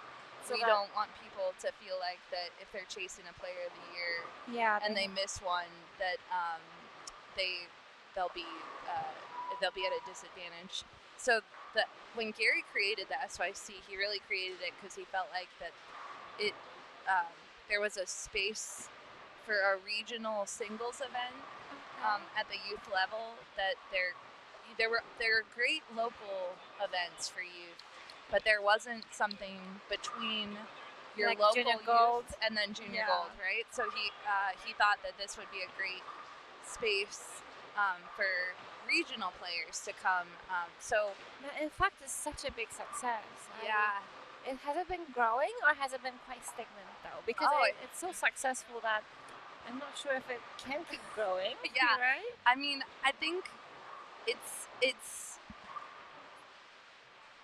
grew because we're doing as many events as we can per year because we nearly have one every month. This year, we couldn't have one in March because, believe it or not, all the bowling centers, like everyone we talked to had an event in March, so we have to skip March this year. I mean, in a way, that's good. Yeah, Right? exactly.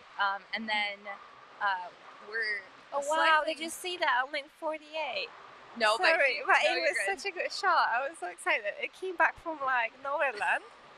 And he shook his head, so he knew too. That was funny. That's very cool. Yeah. So anyway, we're limited on the bowling centers we can go to. They have to be a certain number of lanes. Right now, it's 48 plus. Okay. And then So you cannot host one event in Poland, for sure. yeah, no. Well, that's the funny. Everyone always says we need more on the West Coast, but there aren't that many big bowling centers Yeah. west of really here. We've looked and we've talked to people, and it's just really tricky to get one to like. What about Reno? We've done it in Reno. Yeah, yeah. cool. That's a great event too. That one sells out too. Believe it or not, at the stadium.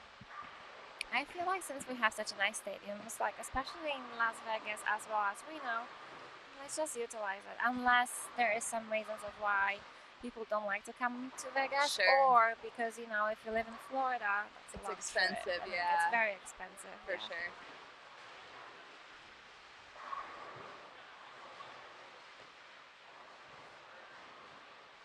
range. Oh, I thought Anthony had it. Me Man. too. I actually have not seen a lead like that, but it's possibly a lighter bowling ball. Oh, yes. Yep. Tatum here has a really solid game on 48. 4-pin. Oh, you jinxed him. I did. You shouldn't have said a word. I know. Black Cloud. Black Cloud. I'm here. I'm back, in case anyone was wondering. First Black Cloud of the 2025 season. I was speaking to the kids yesterday. After Mike gave the clinic, I was just answering a few questions. And I know someone had asked Mike at first, like, how do they handle the pressure, or how should they handle the pressure while they're going for, let's say, 300. And people start just to pull up the cameras, and it just intimidates them, and how to get it out of their head and how to perform while people are watching. It's quiet. And Mike said how important it is to have like a strong mental game. And later on, I followed up on that question with a different question about mental game that one of the athletes had. And I do something that I wish more people would realize that they can do too. So it's superstitions, right? Yeah. So many athletes, so many players are in general superstitious. And I personally am not a very superstitious person. But every superstition I have developed is a positive one, right? So I was telling the youth yesterday that for me, one of the superstitions is that if I open in the very first frame, very first game of a tournament, to me it's a good sign. So sometimes when we bowl tournaments with my group that we travel with, and we open in the first frame, it's like, oh, it's gonna be a good block, Nice. So superstitions like that. So talking about the black cloud is the same thing. Maybe it's nice to rewire your brain and to be like, you know what? The moment you see that first camera, it's such a good sign. It's just like all the energy is coming towards you, and no matter what you do, it's gonna happen. So I feel like there is a way to, oh wow, he almost picked it up. Almost, yeah. That was a very good shot. So yeah, I believe that's superstition. That's a good way to look at it, right? Like, when all the cameras show up for the 300, it's a good sign. Yeah, exactly. However, of course, so many times, like on tour, it happens that we're from 9, from 10, from 11, and the moment we turn around and we see the camera, I'm like, it's because of you. It's so stressful at like the nationals, like here, because your screen turns a different color. Your like everything. It's like, oh my goodness. So that's true. Yeah. That's something that probably camera cannot capture a live stream, but bowling in a stadium is a lot different than bowling in a regular bowling centers. Yeah. It's because it's a very, very, very tall building, and it's very loud in here. Yeah. Not loud to where like you cannot stand it. It's loud like equally. It makes you feel very small in this building. So sometimes standing on the approach here is very intimidating because you feel like there is so much space around you. And that makes a lot of people rush. Like it makes you feel like you have to rush because it's big, it's kind of loud, equally a lot of people, a lot of things happening. So it's very easy to just rush throughout the shots and not take your time. Well, there's more lights also, so That's more true. reflections. Yeah. And we were talking about that earlier because sometimes you can't see it on camera, but there are large LED screens for the scores, which is not normal. And sometimes those can reflect down in strange ways. To be fair, I struggled here for the first time with like how the scoring works. Yeah. It's just different, right? It is. I still struggle. When we were here for the TAT last week, we would often get the math wrong because of the way that the strikes are added in. That's true. So- Like I wouldn't know what do I have in the knife frame, and if I was to check out what I get. Like, Exactly, yeah. I don't know what they already counted or not, and They do. This is like different than every other bowling center, I feel like. And it catches me every time. that was a really good shot from Frankie.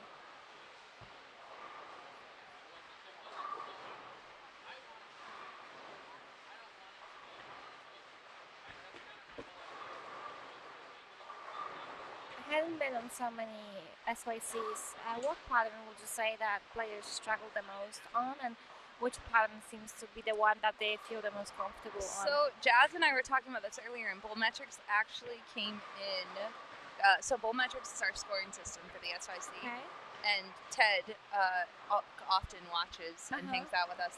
So he says that block 1 is overall, he did an average of all the scores, and block 1 is they average 175.91 of all of the SYCs. And is block 1 always on the shorter pattern? Always. Is it always the same? Yep, Okay. short. So then our medium pattern average is 179, and then long pattern is 183. So some events we do have blocks 4 or 5, Okay. but most of the events are just blocks. The short is block 1, so they average about 176. Block 2, they're averaging about 180, and then block 3, we're at 183. So pretty close in average for all of the patterns, actually. And that is what, honestly, the champions are awarded on consistency, because it's total pinfall, it's not match play or anything like that. Yeah. So your goal is really to not be exceptional on one pattern and then have a very, very rough block, although it can be done. There, you can have a block that makes up for a poor block. But really, in the past, the champions have always been the ones that kind of are consistent across every It's pattern. kind of like the US trials in January, right? It's just Yeah. that I think the trials have always been a point system instead of average or total pinfall, but that's exactly the same thing. If you come in first on one pattern and come in last on the second day, it's like just being somewhere in the middle of the field, which wouldn't be Exactly. good enough. Exactly, yeah. I can see Logan struggling a little bit on lane 50. Yeah. I feel like the pattern had stretched there, and I think Logan might not be seeing how much the urethane that he's bowling with is impacting his bow motion. Even though Frankie does not have 500 rev rate quite yet, he is stretching that pattern, is stretching the oil exactly where Logan is trying to get the ball. And I think that's when he put himself in jail. From there on, he moved left. The ball didn't make it. For a spare, he moved right. Because it's a shorter pattern, the ball hooked really early. Yeah, and we're about to enter the game 4. Oof, that was almost a bad break for Frankie, but we're entering game 4, so the lanes are transitioning, right? Yeah, we are in 100%. the big transition period. Lewis Cloud here on 51. He's going to finish up with a 244. Great game. Spencer on that pair, 212. I'm trying to see if there aren't very many high scores on this side of the building, honestly. So you can tell this is really our transitional period, I'd say, this game. Plus, the pattern is really not that easy. I think I looked at it, and the ratio for it was 3-1. Yeah, it's actually to the right. Oh, okay. Yeah, I think I saw it yesterday. Something that I found really interesting was not just the short pattern, but the medium pattern, because the short pattern is 37 feet with the drop brush on 35. So for those listening and you don't really know what that means, it's when the machine oils that ball, the lanes, and goes forward, and it puts the oil all the way until 37 feet. Then it's gonna come back, right? And that's called the reverse oil. And depending on what foot that machine starts oiling back, that's what drop brush means, right? So the pattern is 37 feet. When the machine's coming back and oiling again, it drops the brush on 35 and then all the way to the foul line. So what I'm going into is that the medium pattern that we're going to be seeing this afternoon is 41 feet, okay? But the drop brush is on 30 feet. And that means oftentimes that the pattern is going to play a lot shorter than the actual distance, right? So even though it's 41 feet, we have 25 mils of oil, but the drop brush is on 30 on the way back, and on the reverse we have 12 mils of oil, and on the forward oil we have 13. That means that the pattern is going to play a lot shorter than 41 feet. And watching practice yesterday, you could really see that actually the short pattern and the medium pattern could be played really, really similar.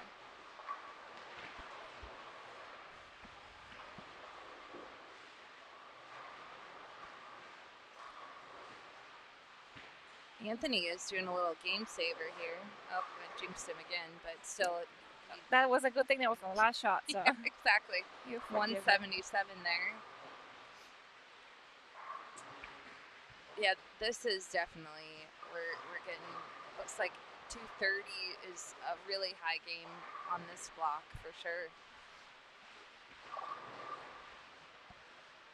Logan has such a nice game. He just needs to take a step right. He's cutting into all the traffic from Frankie, Yeah. and it's really easy to see it from when you're in the back, right? Yeah. Yeah. It's so easy to be like, oh, you know, you should do this and you should do that. Yeah, it's very easy. Very nice game. I hope he doesn't get discouraged, and I hope that once he moves to a different pair, there's not gonna be urethane around, 7, 8, 9, where Frankie was, and he's gonna see the shape again. And once he sees the shape, he's gonna get confident and just bounce back. Yeah, so John is asking if we'll show girls. So we were showing girls all morning. The bowlers are doing big rotations around the building. They're actually moving. They're skipping either 4 or 5 pairs. Well, that's I love.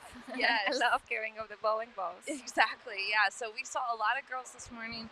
It looks like we're gonna be getting some U18 boys next, I believe. We will be taking a short break to allow for the bowlers to move into this bay of lanes. But we might get the girls again the last game of the squad, or the round, the round. And then they'll come back for 5 more games on the medium this afternoon and 5 on the long. So you'll get to see a wide variety of bowlers as they move through. That's really exciting. Do you know so I'm going to ask you, when you sign up for a tournament, right? Yeah. Is there a contract or is there any set of rules that you have to accept before entering the tournament? Well, they sign up. There are rules for the tournaments. So where my question was going, Yeah. okay, since you said that they have to skip so many pairs, Yes. on tour, when we make a move every single game, we have to take all our bowling equipment with us. Yeah. And that if we don't, it causes a fine, right? For every Yeah. ball you left behind, you can get fined. Or a tournament director would take them to jail, which means she would come in, take the bowling balls, put them in the office, and if you want to claim them back, you have to pay the fine because that's against the rules to leave them behind. Is there anything like that here? We have not done that yet. Okay, please don't. I'm not throwing any ideas. I was just wondering and how is everyone dealing with the balls? We do just try to ask the bowlers not to leave them in any pathway. Okay. And here, there's so much space, so there's really no issues, and there's a squad room for them to leave their equipment. But yeah, no, we're not. We don't find the bowlers, so they're still young. They're still learning. We try to teach them what they might experience when they move to the next level, though. So, all right, folks, we're gonna take a really, really short break because the bowlers are already coming. Daria, you're gonna hang out with us for another game? Yeah, of course. Very good. Okay, we'll be right back.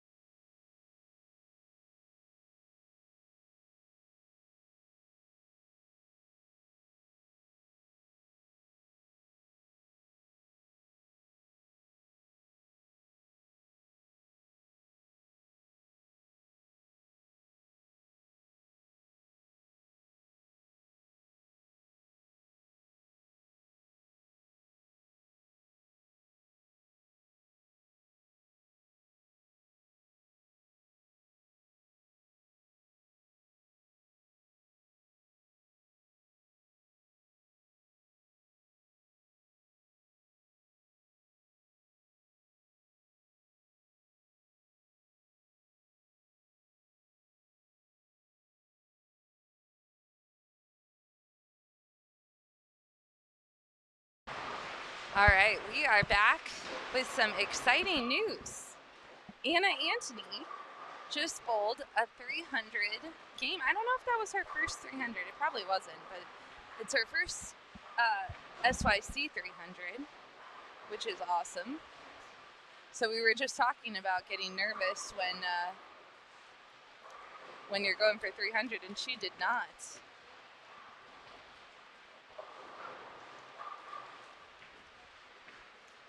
But we are watching some young men right in front of us. We got Ronan Bradshaw, Brandon Rother, Jake Lau, Vance Youngren, Darius Allo,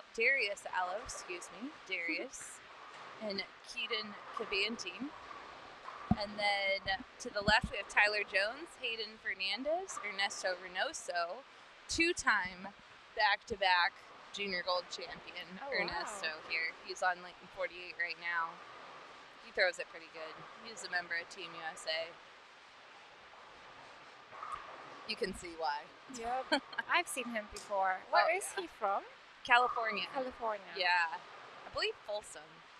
I could be wrong, but then we have Tristan Paul, Kyle Gregory, and Matthew Morton on that pair. And then to the right, you'll be able to see Michael Evanson Jr., McKellen Gagne, Kobe Cabantine, Blaine Canfield, Jairus Allo, and Anderson Nichols. Just so many great bowlers here.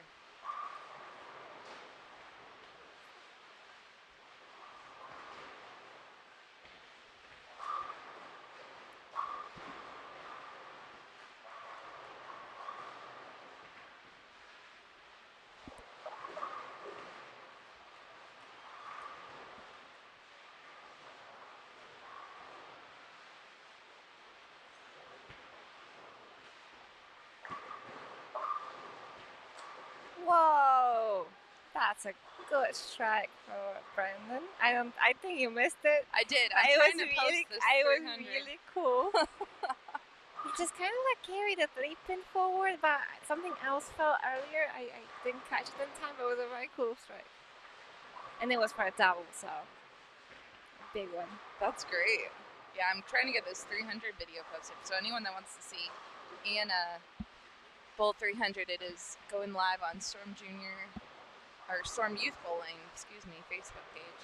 So all the streaming that we're doing right now, is it only available on Facebook or is it also on YouTube? It is on our SPI Live YouTube channel. We have a separate. Okay, so it is on YouTube as well. Okay. Yes, yeah, both. Perfect. Yeah. Tyler Jones here. He is part of the Coolwick clan. That is Cliff and Brandy Barnes' son. Oh wow. Yep. And he's here with his uncles this weekend, Gerald and Nick, holding down the fort. So he flew all the way from Florida? Mm-hmm. Yeah? Wow. Yeah. This is amazing that there is so many opportunities for players to bowl. It's not ideal that sometimes you have to make such a big travels, right? Oh yeah, for sure. But just having an outlet and bowl events like SYCs, I hope there's going to be more and more events like that, because I really think that helps youth players just to stick to the game and enjoy it, adrenaline, but also the social part of the game that many times is overlooked. Just coming for that tournament, there are so many friendships being made, so many memories, and also the bond between the kids and the parents gets stronger. In a way, you're stuck with each other, right? You have to spend your weekend with your parents because they're here with you. And I do feel like bowling has that power to make so many relationships stronger. And it's great to see so many youth players here and interacting with their family. I can see a lot of parents being coaches and coaching and helping. Yeah, just to the left of us, we have Brian McDonough, he films for Brady, the Storm Bowling Science Kids channel. He's actually filming Brady, who is mic'd up live. Oh, wow. And so they'll post this video to their YouTube channel after the event is over for the weekend. That's cool. I've seen a lot of videos of him. I really like him. I really like his style of editing, and I really think that his videos are very entertaining. But on top of all of that, he has a lot of talent. Yes. I just hope that this part of, having such a heavy presence online is not going to impact his game in any negative way, because it can. It takes a lot to separate those two, especially when you're mic'd up during a tournament. But I would say that he's already had so much experience and probably went through so many different happenings Yeah. that had to do with his presence online, that he deals with it very, very well. And he's one of those who help our sport, right? Like, he Yes. puts himself out there, and unfortunately nowadays there's a lot of negativity in the bowling world, but not just bowling world, just in general. So, putting yourself out there puts yourself in the position to receive lots of criticism, lots of advices you never asked for. You know that a little bit. Yeah, I do. That's why I'm very proud of him for doing that. I'm happy that he's gotten help, but it can be difficult, I'm happy I was not doing that when I was a bit younger. Yeah. I feel like it could get to someone's head. It's not easy. Like, we're not used to reading about ourselves from people we've never met, having opinions about us Right. that they know nothing about, So even though it doesn't, it shouldn't make you feel any upset, because, like, why would you care about opinion from someone like that? Like, maybe it's just a troll or a person that doesn't care at all, is just there to spread negativity. Nevertheless, sometimes those negative comments stick in your head. You're not wrong. So much negativity these days. Just be positive about people, right? Yeah, why not?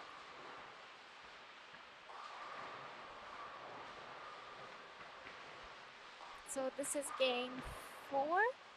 Yes, This we is are game in. 4. Yep, game 4. So there's 5 games in a round. So they'll have one game after this. Then they'll get a long lunch break. They should have about an hour and a half, somewhere in there. And then they'll come back for 5 more games this afternoon. And final 5 games tomorrow morning. And then we'll award the first champions of 2025. That is so exciting. So does everyone who has a Team USA jersey, I'm assuming it's Team USA, is it a current Team USA players I think or past? the one Ernesto is wearing is definitely current. There also are some red, white, and blue All-American jerseys that we've created. Those aren't Team USA, but like Mateo, I believe he's currently Team USA, junior team.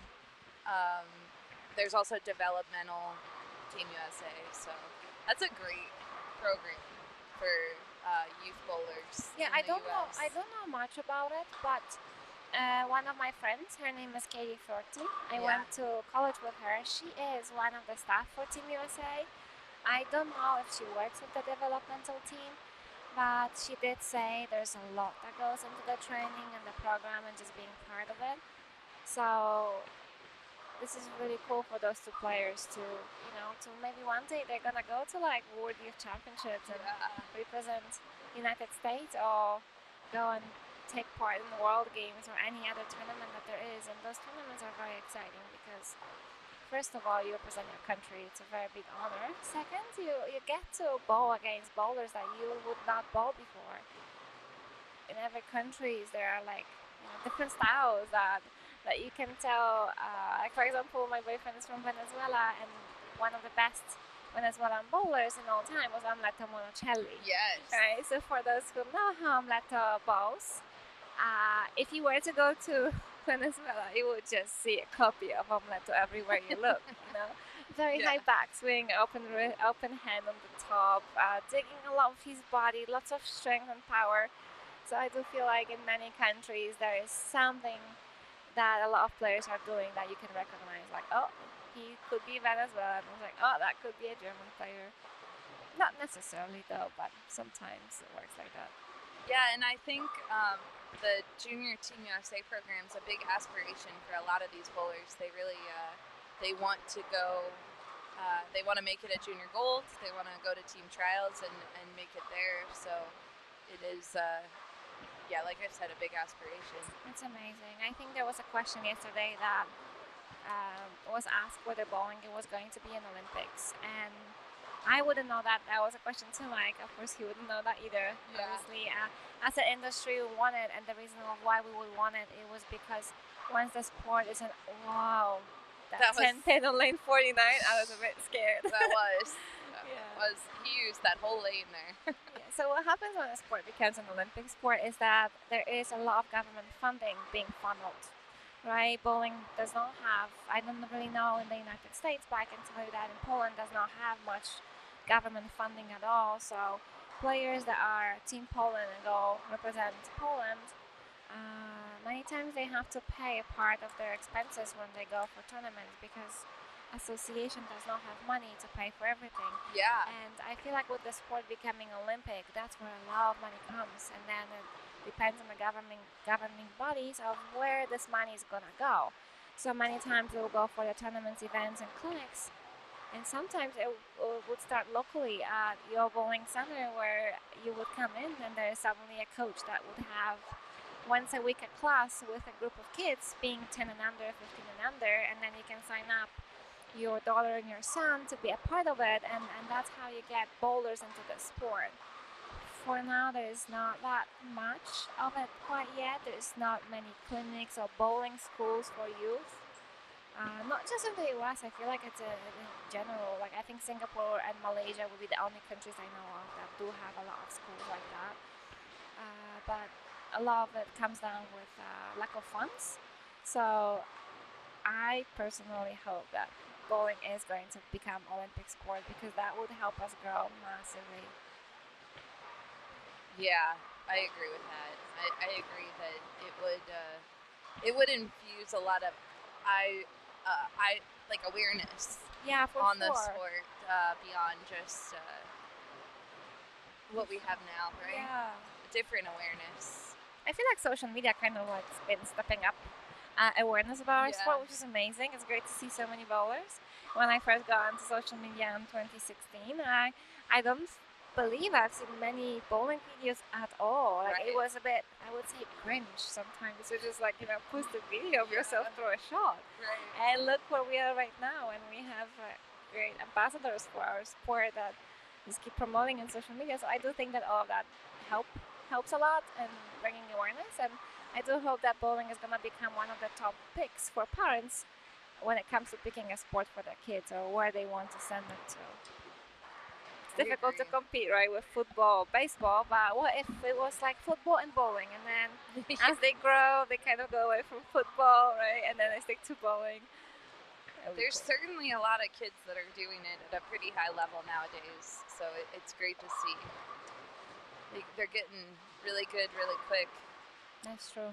I'm gonna do a little. I saw Leanne walking through doing some scores, so I'm gonna see if we have some updated scores. I believe this is U18 boys in front of us that we're watching. Let's see who our leaders are.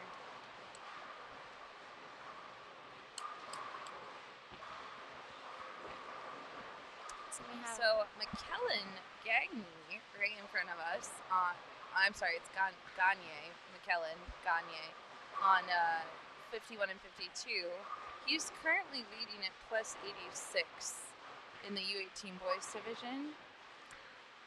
Scores are low this morning. Ewan Wester plus 84. Caden White plus 84. They're tied. And then Brady McDonough is in third currently at plus 83. And I believe all the scores are in. They may still be collecting some, but I would say that's pretty low for the boys a little bit after game 4. I do feel like lane to lane pairs are very different, and the all stretch. You can see that on lane 49 and 50, the all is really stretched. There is a lot of balls that don't make it all the way to the pocket. I do believe it's because of urethane, and then you have some pairs that the ball just takes off the moment you release it, because maybe there was no urethane at all. So making those adjustments is crucial, and many times we don't blame the lanes at first. We were like, oh, that was a bad shot, try again.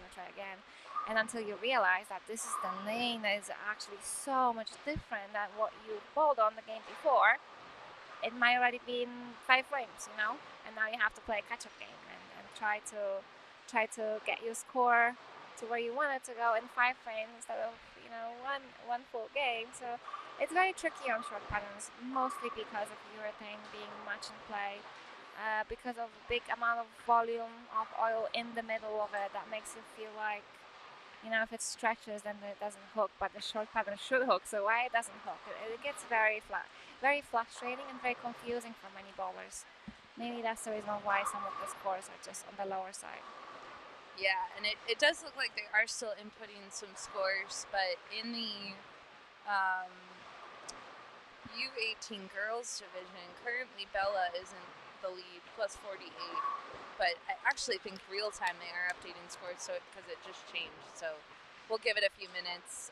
They're doing the best they can to get all 60 lanes input into Bowlmetrics as quickly as possible if you're watching at home. Wow, we went from almost 0 to a strike from Brandon. He's checking his slide. He's like, yeah, I'll take it. He did triple, he triple, he fell, or he slid too much, but have you ever seen that TV show from PBA many years ago?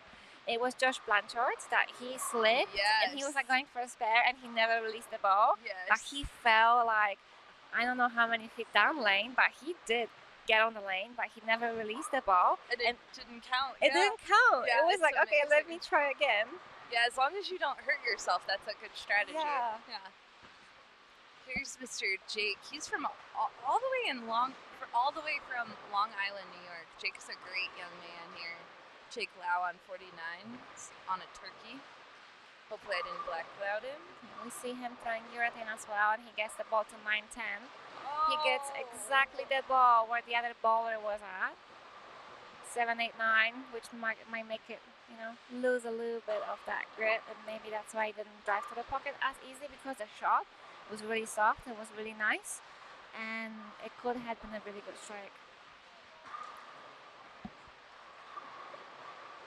Were your fundamentals as solid as these bowlers at this age? Yeah. No, mine. No. I was asking if you think they are. Oh yeah, no. 100% no. No. I was like, someone asked me a question. How would you describe your game if it was a movie? So I was thinking Fast and Furious would definitely be one of the things that come up on my mind. I was very driven when I was a kid to get better at bowling, but I also wanted to create a lot of power. And I think because of creating rev rate at a young age, being a bit less muscle mass than the guys, it made a lot of my parts of the body move where it shouldn't move. My head was going everywhere. So I would say the fundamentals when it comes to that were not as strong, as you can tell from the players in front of us. I feel like being stable is something that they do very well, and the only thing that you really see moving is their bowling hands, that their heads don't really move much. The left hand doesn't go far behind their back.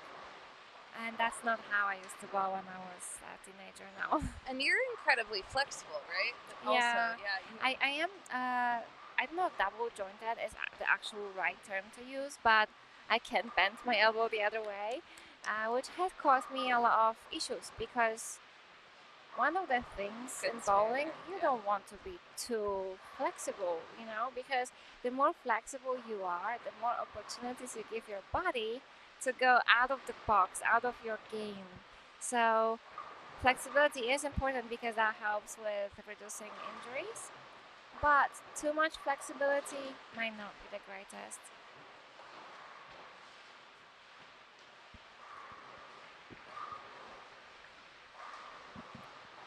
All right, the bowlers are striking now. Yeah, I can see that. I was just looking at the scores. Yeah. I can see Blaine on lane 51-52.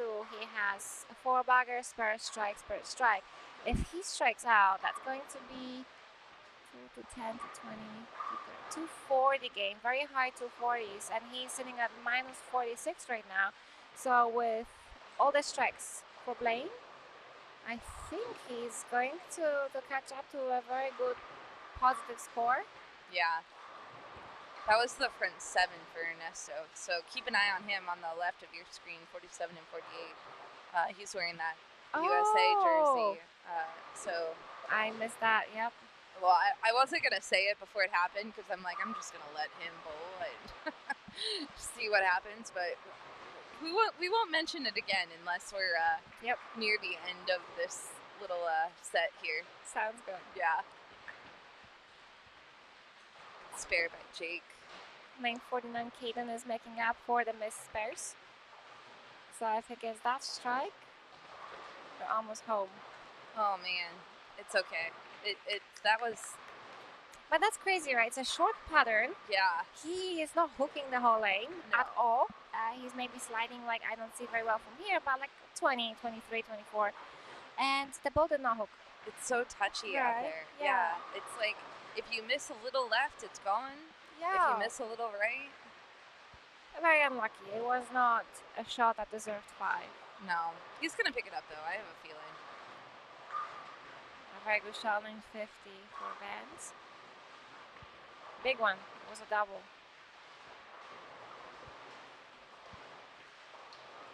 Push. Oh, come on. I got 4 of them. It's a hard spare. Oh yeah, it's a PB wash shot. It's not fun.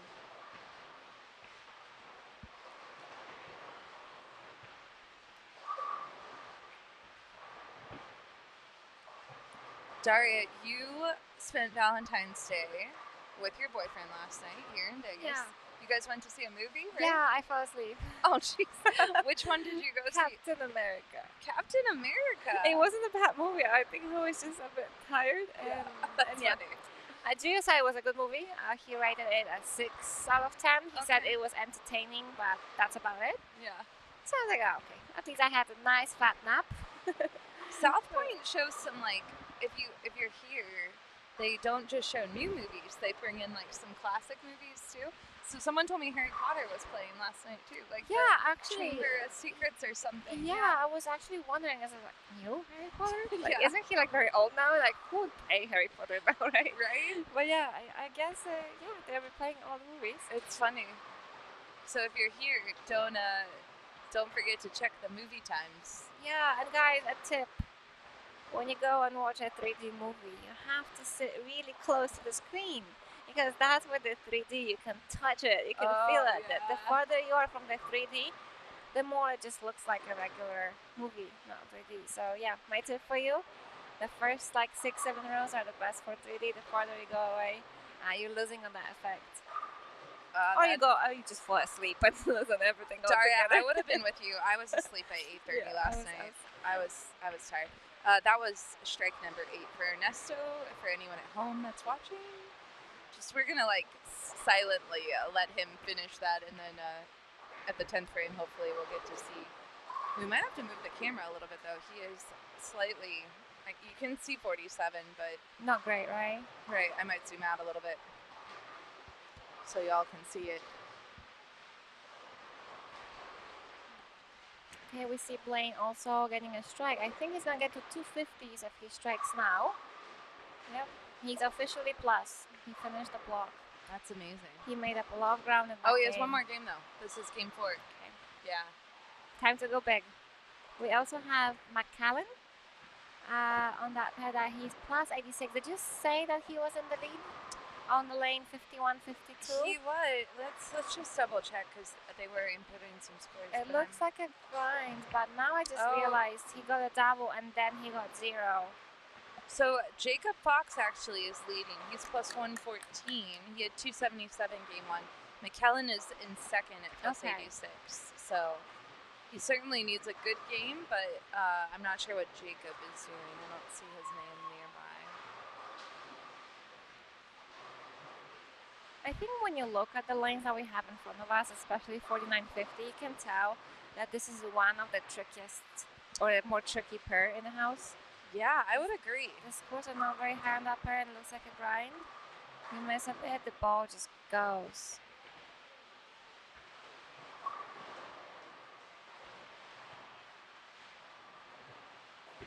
I think Tyler Williams, I don't think you can see on the screen, he's at plus 46. I think he's around like 40, 41. Yeah. And he has double spare and then it looks like a 6-bagger. Oh, wow. Yeah, you're right. And he's coming in the 10th frame. He might finish that game with 279. That would pull him at like plus 100 and almost 30. Would that be right? Yep, that would be right. 120, yeah.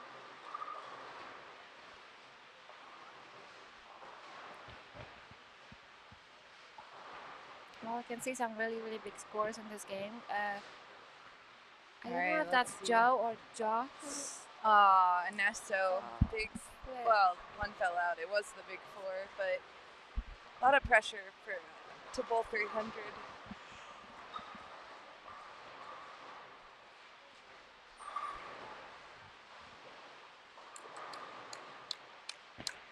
Goodman has a question for you in the chat, Daria. Did you enjoy the Utah Open? Oh, I liked it. Yeah, I liked it a lot. It's always very difficult. One of the things that I did not love this year, it was because we had a bit less lanes for the final step one. And we had 8 people in a pair for step 1. And it took very long. And because the pattern was also very difficult, every shot you had to make a move. Oh, I just saw a stone 8 on lane 45. And that would have been a triple for Robert. That would have been big. And That just hurts. stone 8. Yeah. So yeah, it was very nice. It's an amazing tournament. I loved it. For the first time, I had my parents there. My mom and my dad bowled, and I did tell them, like, guys, it's difficult. It's This very tournament hard. is difficult, so they love bowling. It's even the whole act of bowling, they love it. So they did not bowl very good at all, not up to how they normally perform. But the pattern was a little bit shorter and was very difficult. So what happened on Utah Open pattern is that you had to have a break point around 5, 6, 7 maybe.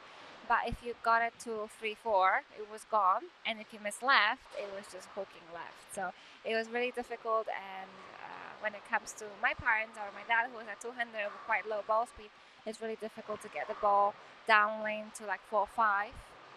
Because if he missed left, anytime the ball was gone, it would almost miss the headpin to the left. So if you guys are thinking about bowling Utah Open next year, I really, really encourage you. I think there was over 380 entries. It's amazing. Every year it grows. Yeah. So It's a great time to visit Utah, too. This year we had a very dry January. Don't say that.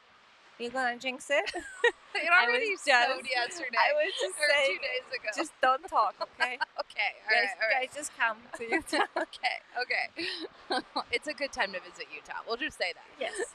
Yes. So we have Michael on lane 51.50 to finish with 210. Then we have McCallan with 208. We do have Cobb with 180 with an unfortunate split in a 10th. That could have been a lot higher game if he was to strike out, having double beforehand. We have Blaine with 259, putting him at plus 13. Extreme bounce back, really good game.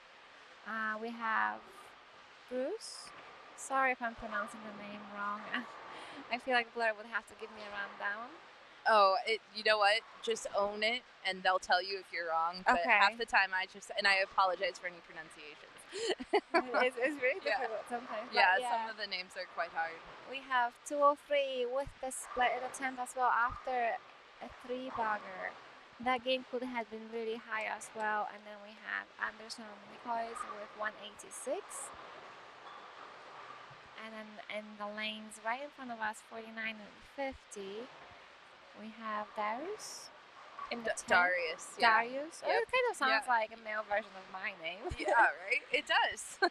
Yeah. So we have Vance that bowled 218, clean game, really good clean game. Unfortunate 9 sprint in the 10th, because if that was a strike, that would put him at 210 to 230, I believe, if he was to strike out. But nevertheless, really, really good game, 218. We have Ronan with 9, he 10 pin. If he makes it, that's gonna put him at higher 2 teams, which would get him to like plus 80. A really, really good score after 4 games. So let's see how everything unfolds. Good spare for Darius.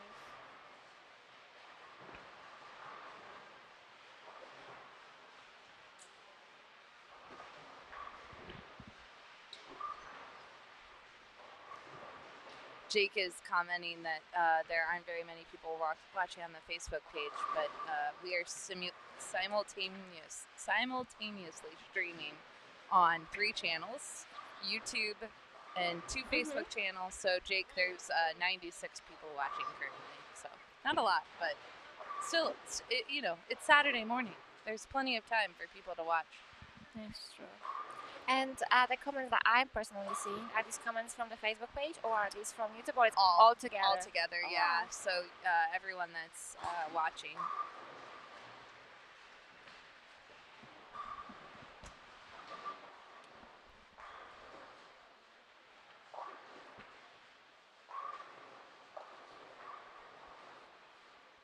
All right, so we are going to take a short break here after the bowlers right in front of us finish up their 10th frame.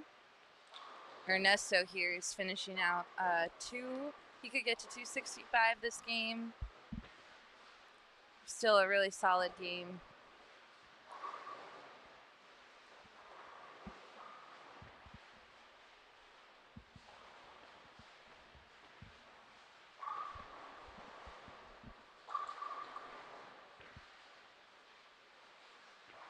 Great spare by Brandon there. Brandon's got the backup ball working.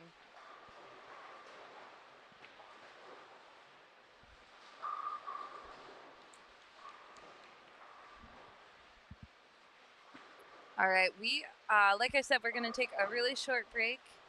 You'll be able to watch the bowling, but we will not be talking for a few minutes, and we will be back soon.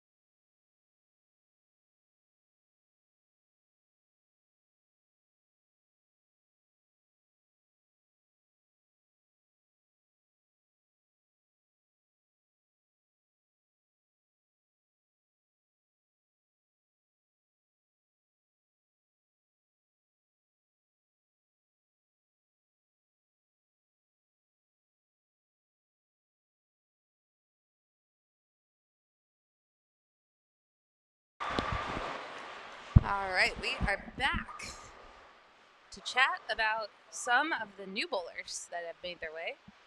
More of the U18 boys. The U18 boys is the largest division in the field.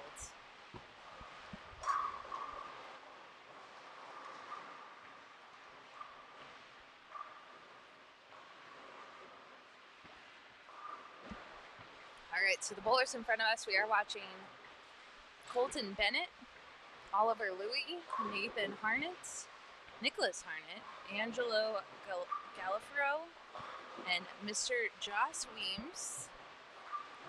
And then to the left, we have Luke Sutherland, Tyler Williams, Riley Forloin, Aiden Snyder, Brian Peterson, Caden White. And then to the right, we have Christian Mouton, Aiden Watts, Carter Gross, Maverick Beagle, Carter Pinkowski, and Casey Nuts.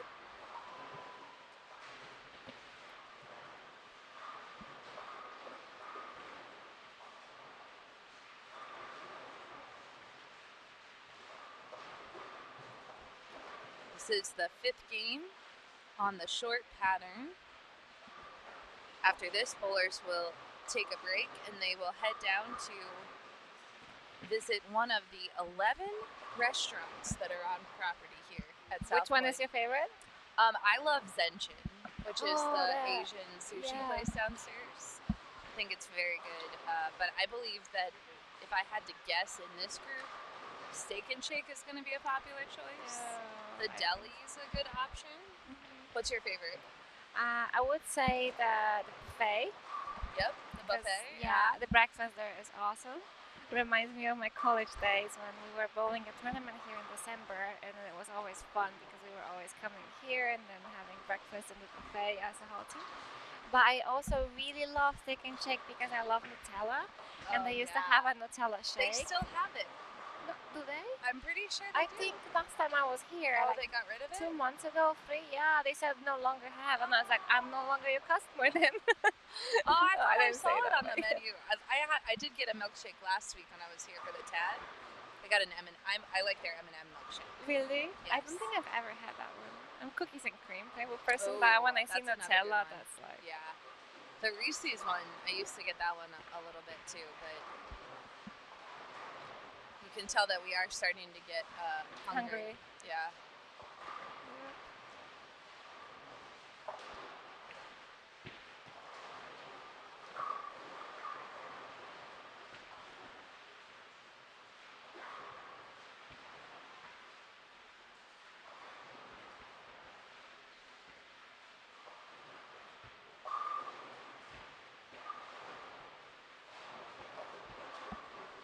So the divisions go like U12, U15, U18? Yes, and it's all based on a August 1st age date. Yeah, that's what Is it like the same as the school systems as well here? No, I don't know that. They do the USBC. We go by the USBC Okay. age. I'm not sure what schools do if they do January or I'm not the start sure. of school.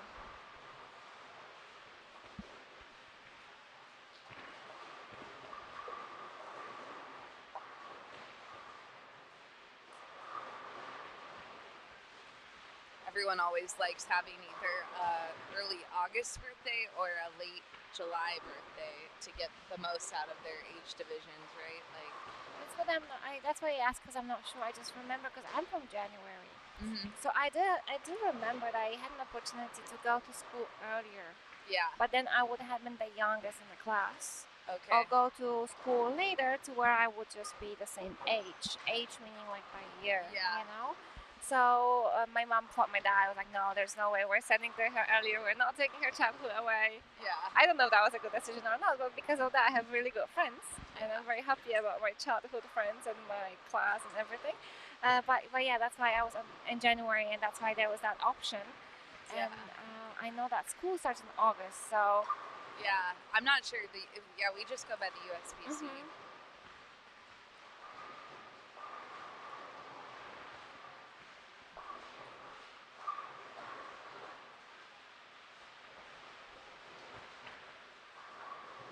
So for now, we have a 1-300 game.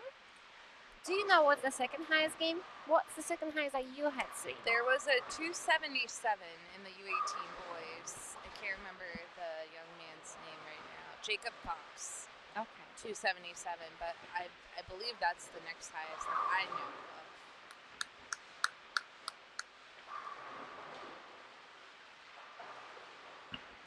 Let's see here. U18. So U18 boys right now. Oh, look, 288, Ryder Hudson. Oh, wow. I wonder what was the lead. 4-7? Yeah, right? 6-10? 2-8? Something. So now that I believe will be the second highest. Trying to see it. Looks like they are putting in scores right now for the U18 boys division. U18 girls. They also are putting in scores there, but Brooke Pabst is still near the top. She's plus 67. Caitlin Abagania has been very solid this block. She went 215, 214, 228, 198. So that's pretty consistent. That's really good scores as well. I'm not sure what Bella just did her fourth game, but Bella Castillo 224, 203, 221. Very, very consistent. So some great scores in that division. U15 boys. Ezra has he bowled game 3 at 255. He's plus 103.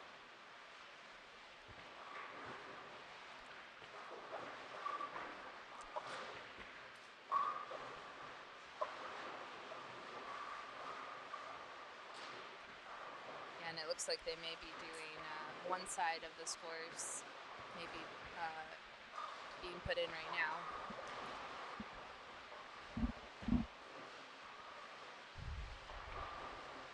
Oh yeah, I see Leanne right down there. She's putting in scores as we speak, so there will be some scoring updates. We have a great system here. Bowlmetrics is the official scoring system of the SYC, and it's so easy for any tournament director or anyone that helps with the tournament. There's a QR code on every single score sheet. They scan the QR code and then they just type in the scores on their phone. That's how easy it is to input scores.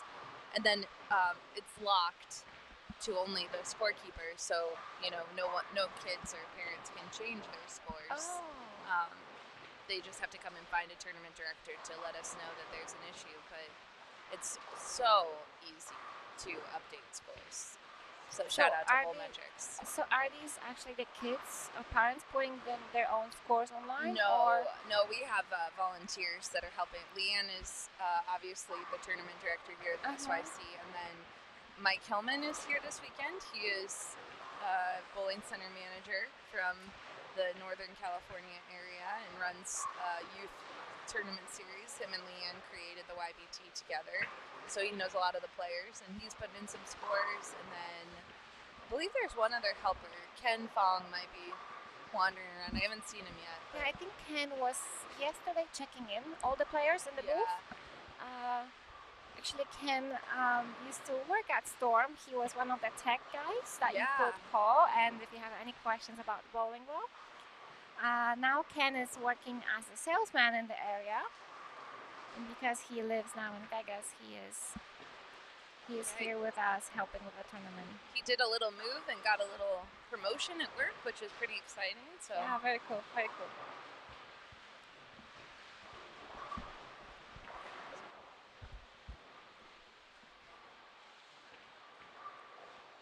Let's see here. Colton Bennett stepping up. He's bowled some SYCs before.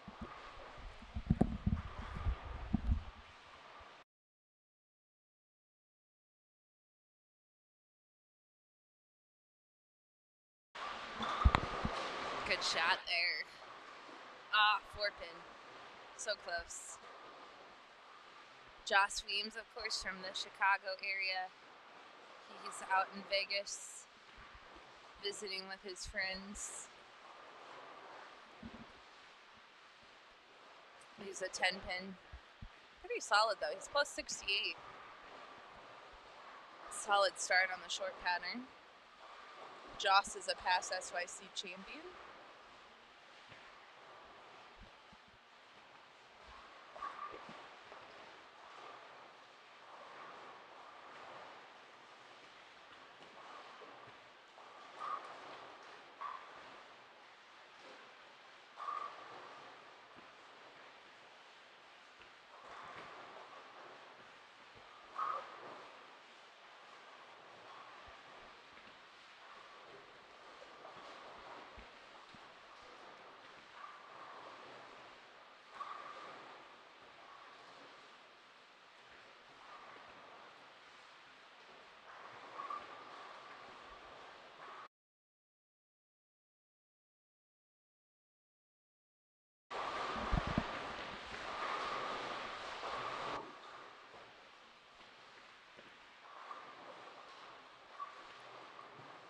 Luke here is clean through 6, stepping up on lane 48. Great shot. Super solid. Super some bios.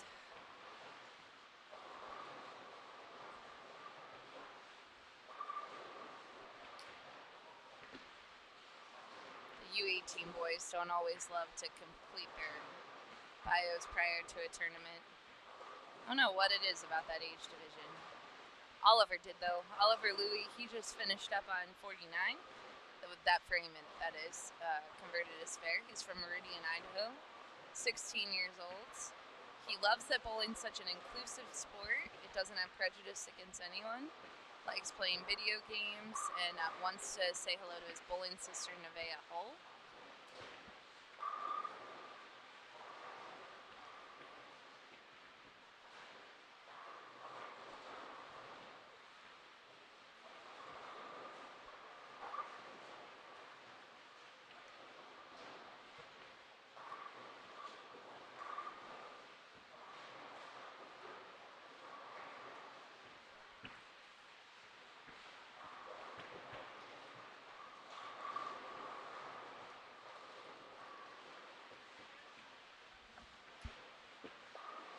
Colton Bennett, when he steps up again, talk a little bit about him.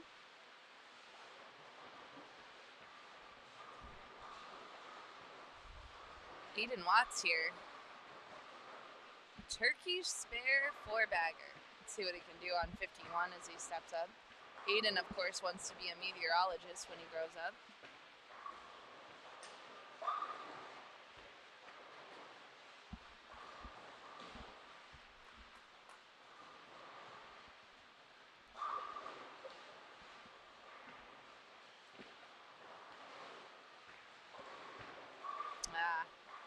Gets it to the part of the lane that's a little stretched right now.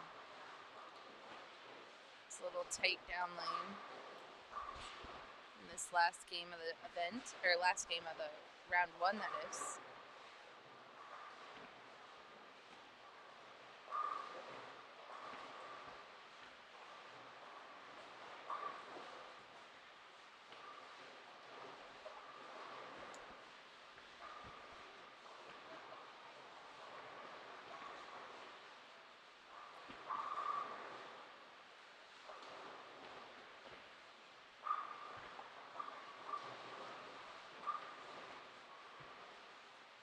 Excellent shot by Nicholas. Double.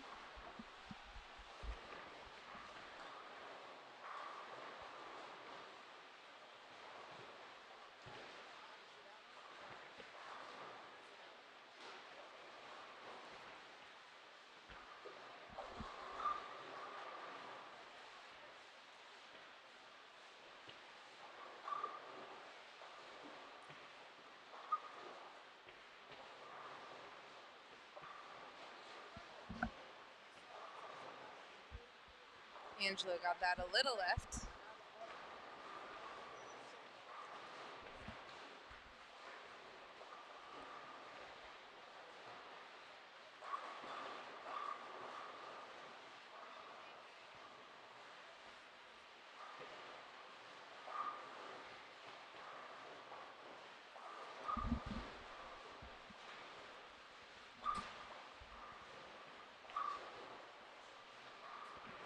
Colton Bennett here. He is from Texas, Page, Texas. He bowls at City View Lanes in Fort Worth.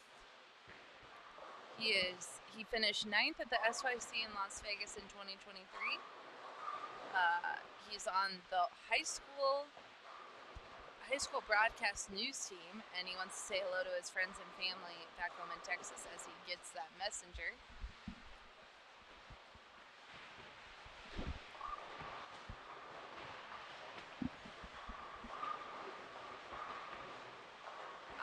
There's Joss for a double.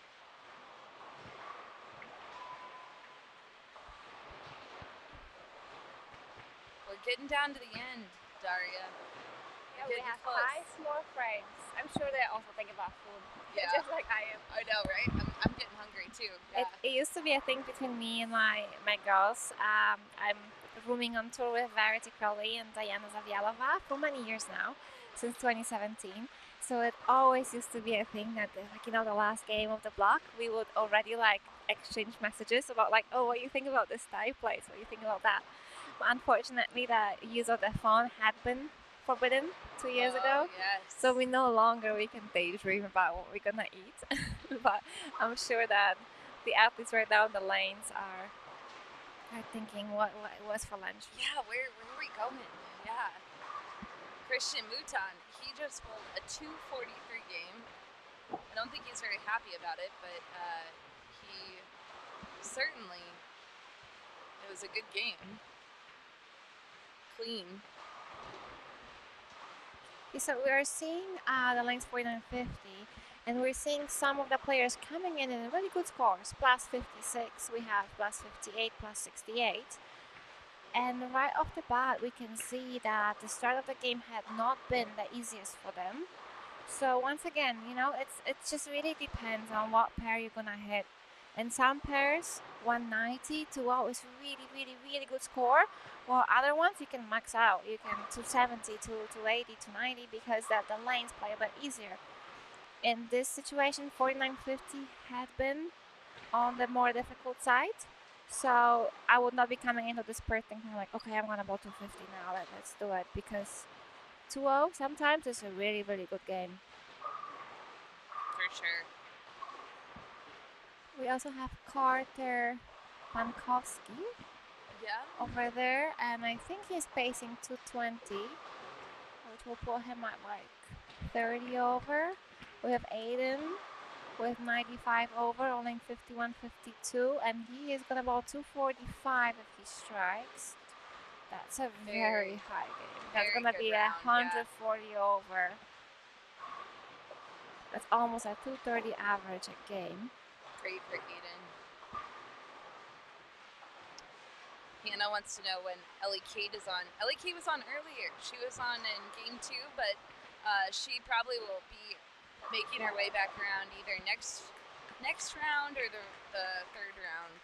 So the next round will begin at 2:30 p.m. The live stream, we're going to do a little award ceremony here at 2 o'clock.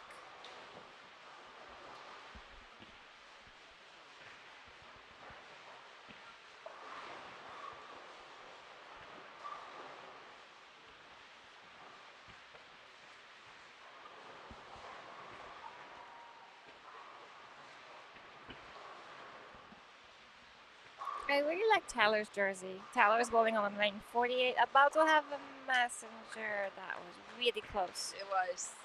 The little Mario. Yeah, I really like it. Me too. I like it too. It's very, it's catching. It catches the bright attention. And colorful, yeah. Mm-hmm.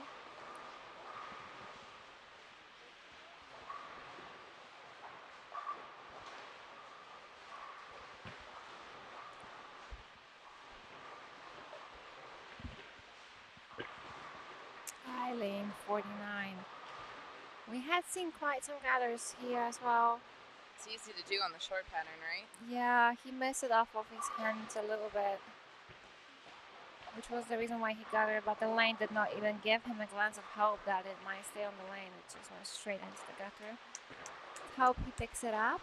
Unfortunately, it's after a double, which is so unfortunate every time that happens because you work so hard to get a double and then the gutter. It's just like as if it never existed. Right? He is throwing a really, really shiny ball. I don't even know. I think it could be a Zen 25 from 900 Global or a Phase 2 from my angle. I don't see it very well. But I feel like on this pair there should be a lot of surface going down lane just because the oil stretched a lot due to the urethane. And I believe the lack of surface caused him also to get in the gutter. Unfortunately, some pairs probably hook so much. And this pair is just very tricky, so it's really difficult to make a very big decision and go from a shiny ball to something that has 1,000 on it. You are not wrong.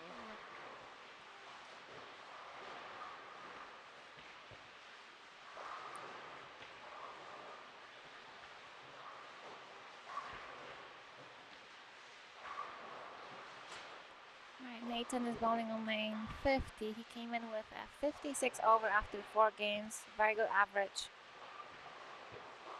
You see, guys, how much the ball hangs to the right. Yeah. It was a really good shot, but once again, it just felt like that ball kept floating and floating and floating, and I'm sure that the players are like, what's going on? And I hope that they're not blaming themselves because the shot was very nice from Nathan right now. It's just the lane did not help him, and it's a very unfortunate 4-10. It could have easily been a 2-pin, a 2-8, Sure. a swish for 10-pin, but 4-10, not very nice off the lane to do that for him.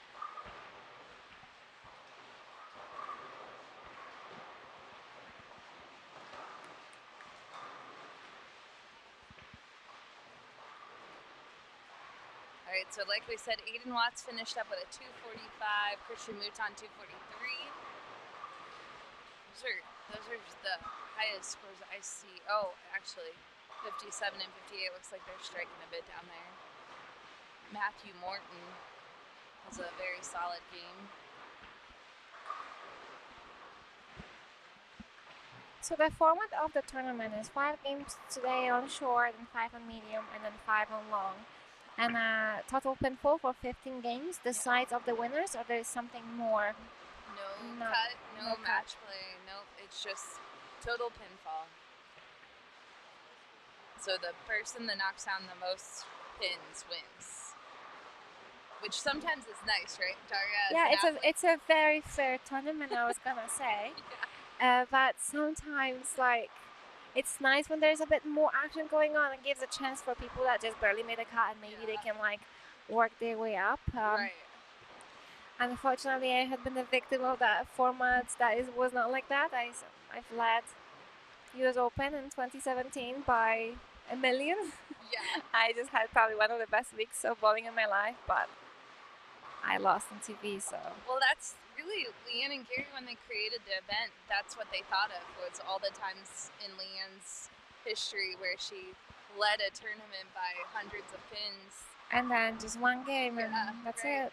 And, I mean, she has 27 titles, and still there were tournaments where she led and lost, but you can see, like, a Gianna Brandolino, or in the past it was Jillian Martin and Spencer Robarge. Mm-hmm. Those were our record holders for SYC titles. So Spencer. What is it right now? Who had won the most? Gianna Brandolino right now is the leader on both girls and boys. Which is how many? 13 SYC. She won 13 SYC. And she doesn't bowl every single one, so it's amazing. But then Jillian and Spencer, they both won 12. Oh, wow. And obviously we know what Jillian Martin has gone on to do. Yeah. And then Spencer Robarge, he's going to certainly win on the PBA Tour at some point. A phenomenal lefty.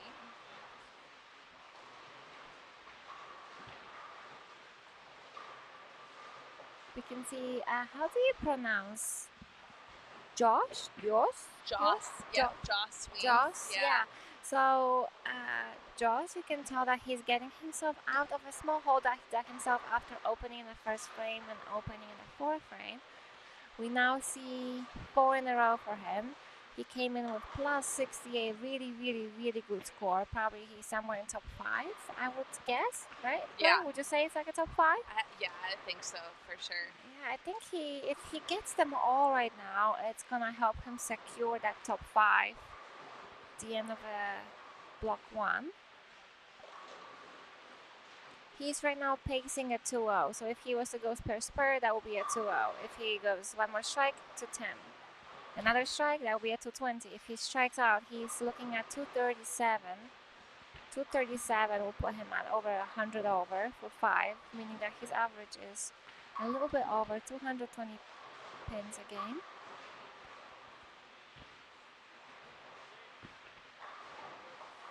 You can tell that whatever your Josh is throwing it has a bit of surface. It's not shiny at all. It might have been a Rockstar. It could be urethane. It's not urethane. Very good shot. Very ballsy. Very nice. That was a big one. Important shot. And we have another PBA washout on line 49.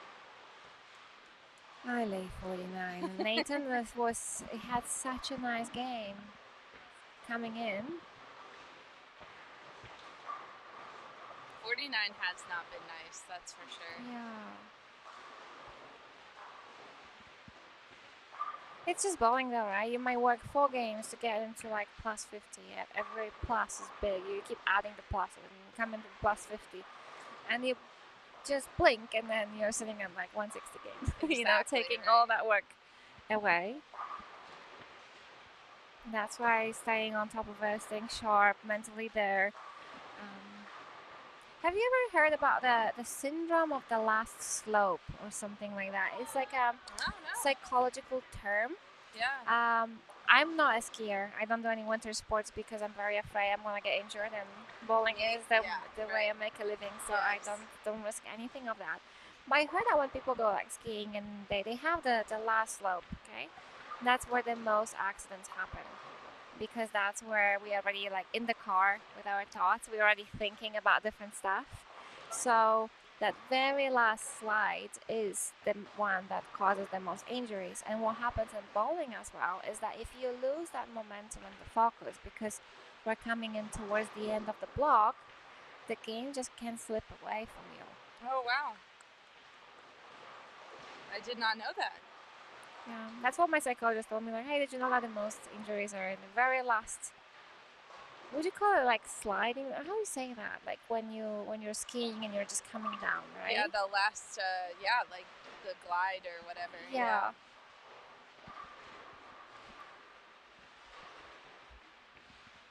All right, Kathy has a question. We've answered this a few times today. We have some stationary cameras, and actually I lost signal of another camera.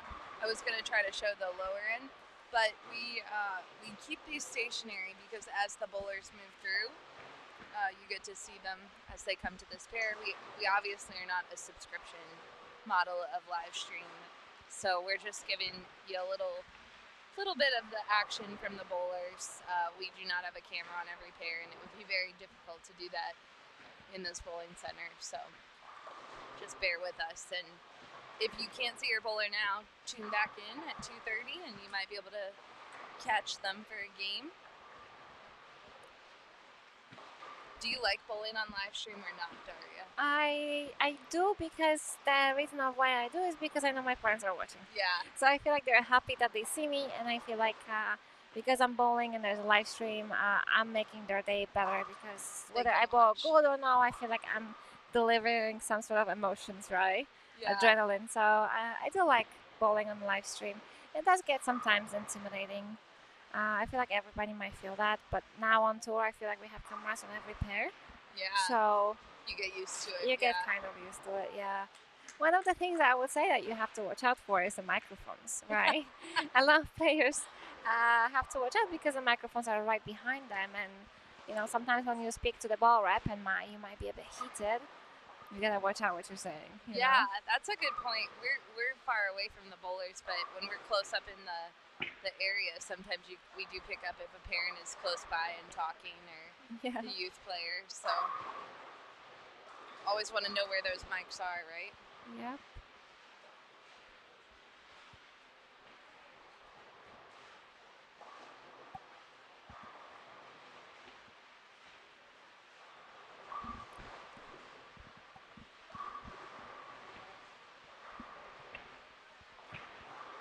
Okay, we have the last few shots of the game.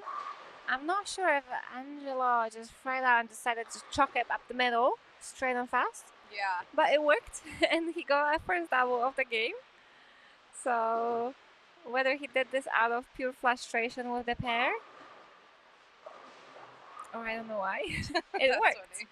It worked for him. It worked, yeah.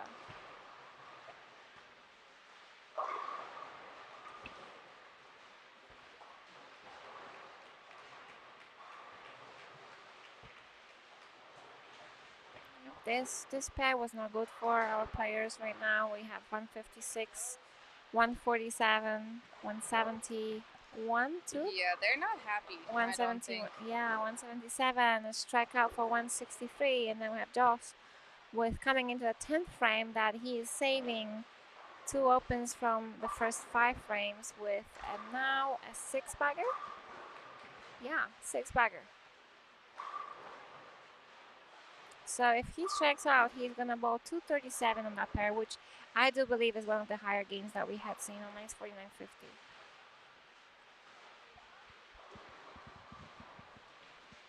All right, Joss. Come on, we're all pulling for you. This is going to be one of the last pairs done on this side, actually. They're all getting finished, and they're all heading down to... That could have tripped the 4 pin, but still a very good game. 226 if he makes this pair. Or 227 if he makes this pair. I'm not sure. Yeah. I think it's 26. I think they do in the 11th. Okay, yeah. Yeah, 26. All right. Well, Daria, thank you for joining us. Thank you. You'll be back this afternoon. Yes. We might put you and Gio in the booth together. Yes, please do. Yeah. Call some action and and Put Gia to work. I know, absolutely. So until 2:30, we will see you all then. You've been watching the 2025 SYC Nevada. The SYC Nevada would not be possible without the generous donations from our sponsors: Storm Bowling, Cool Wick, PBA Junior, Kegel, Turbo 2-in-1 Grips, 3G Shoes, Ray's Eyewear, Ballard's Bowling Academy, Master Industries, Quality Respite and Home Care, and by T&D Transportation. Special thanks to the official scoring system of the Storm Youth Championships, Bowlmetrics. The preceding was produced exclusively by Storm Bowling. For more information on upcoming events and more, please visit stormbowling.com. Once again, thanks for watching.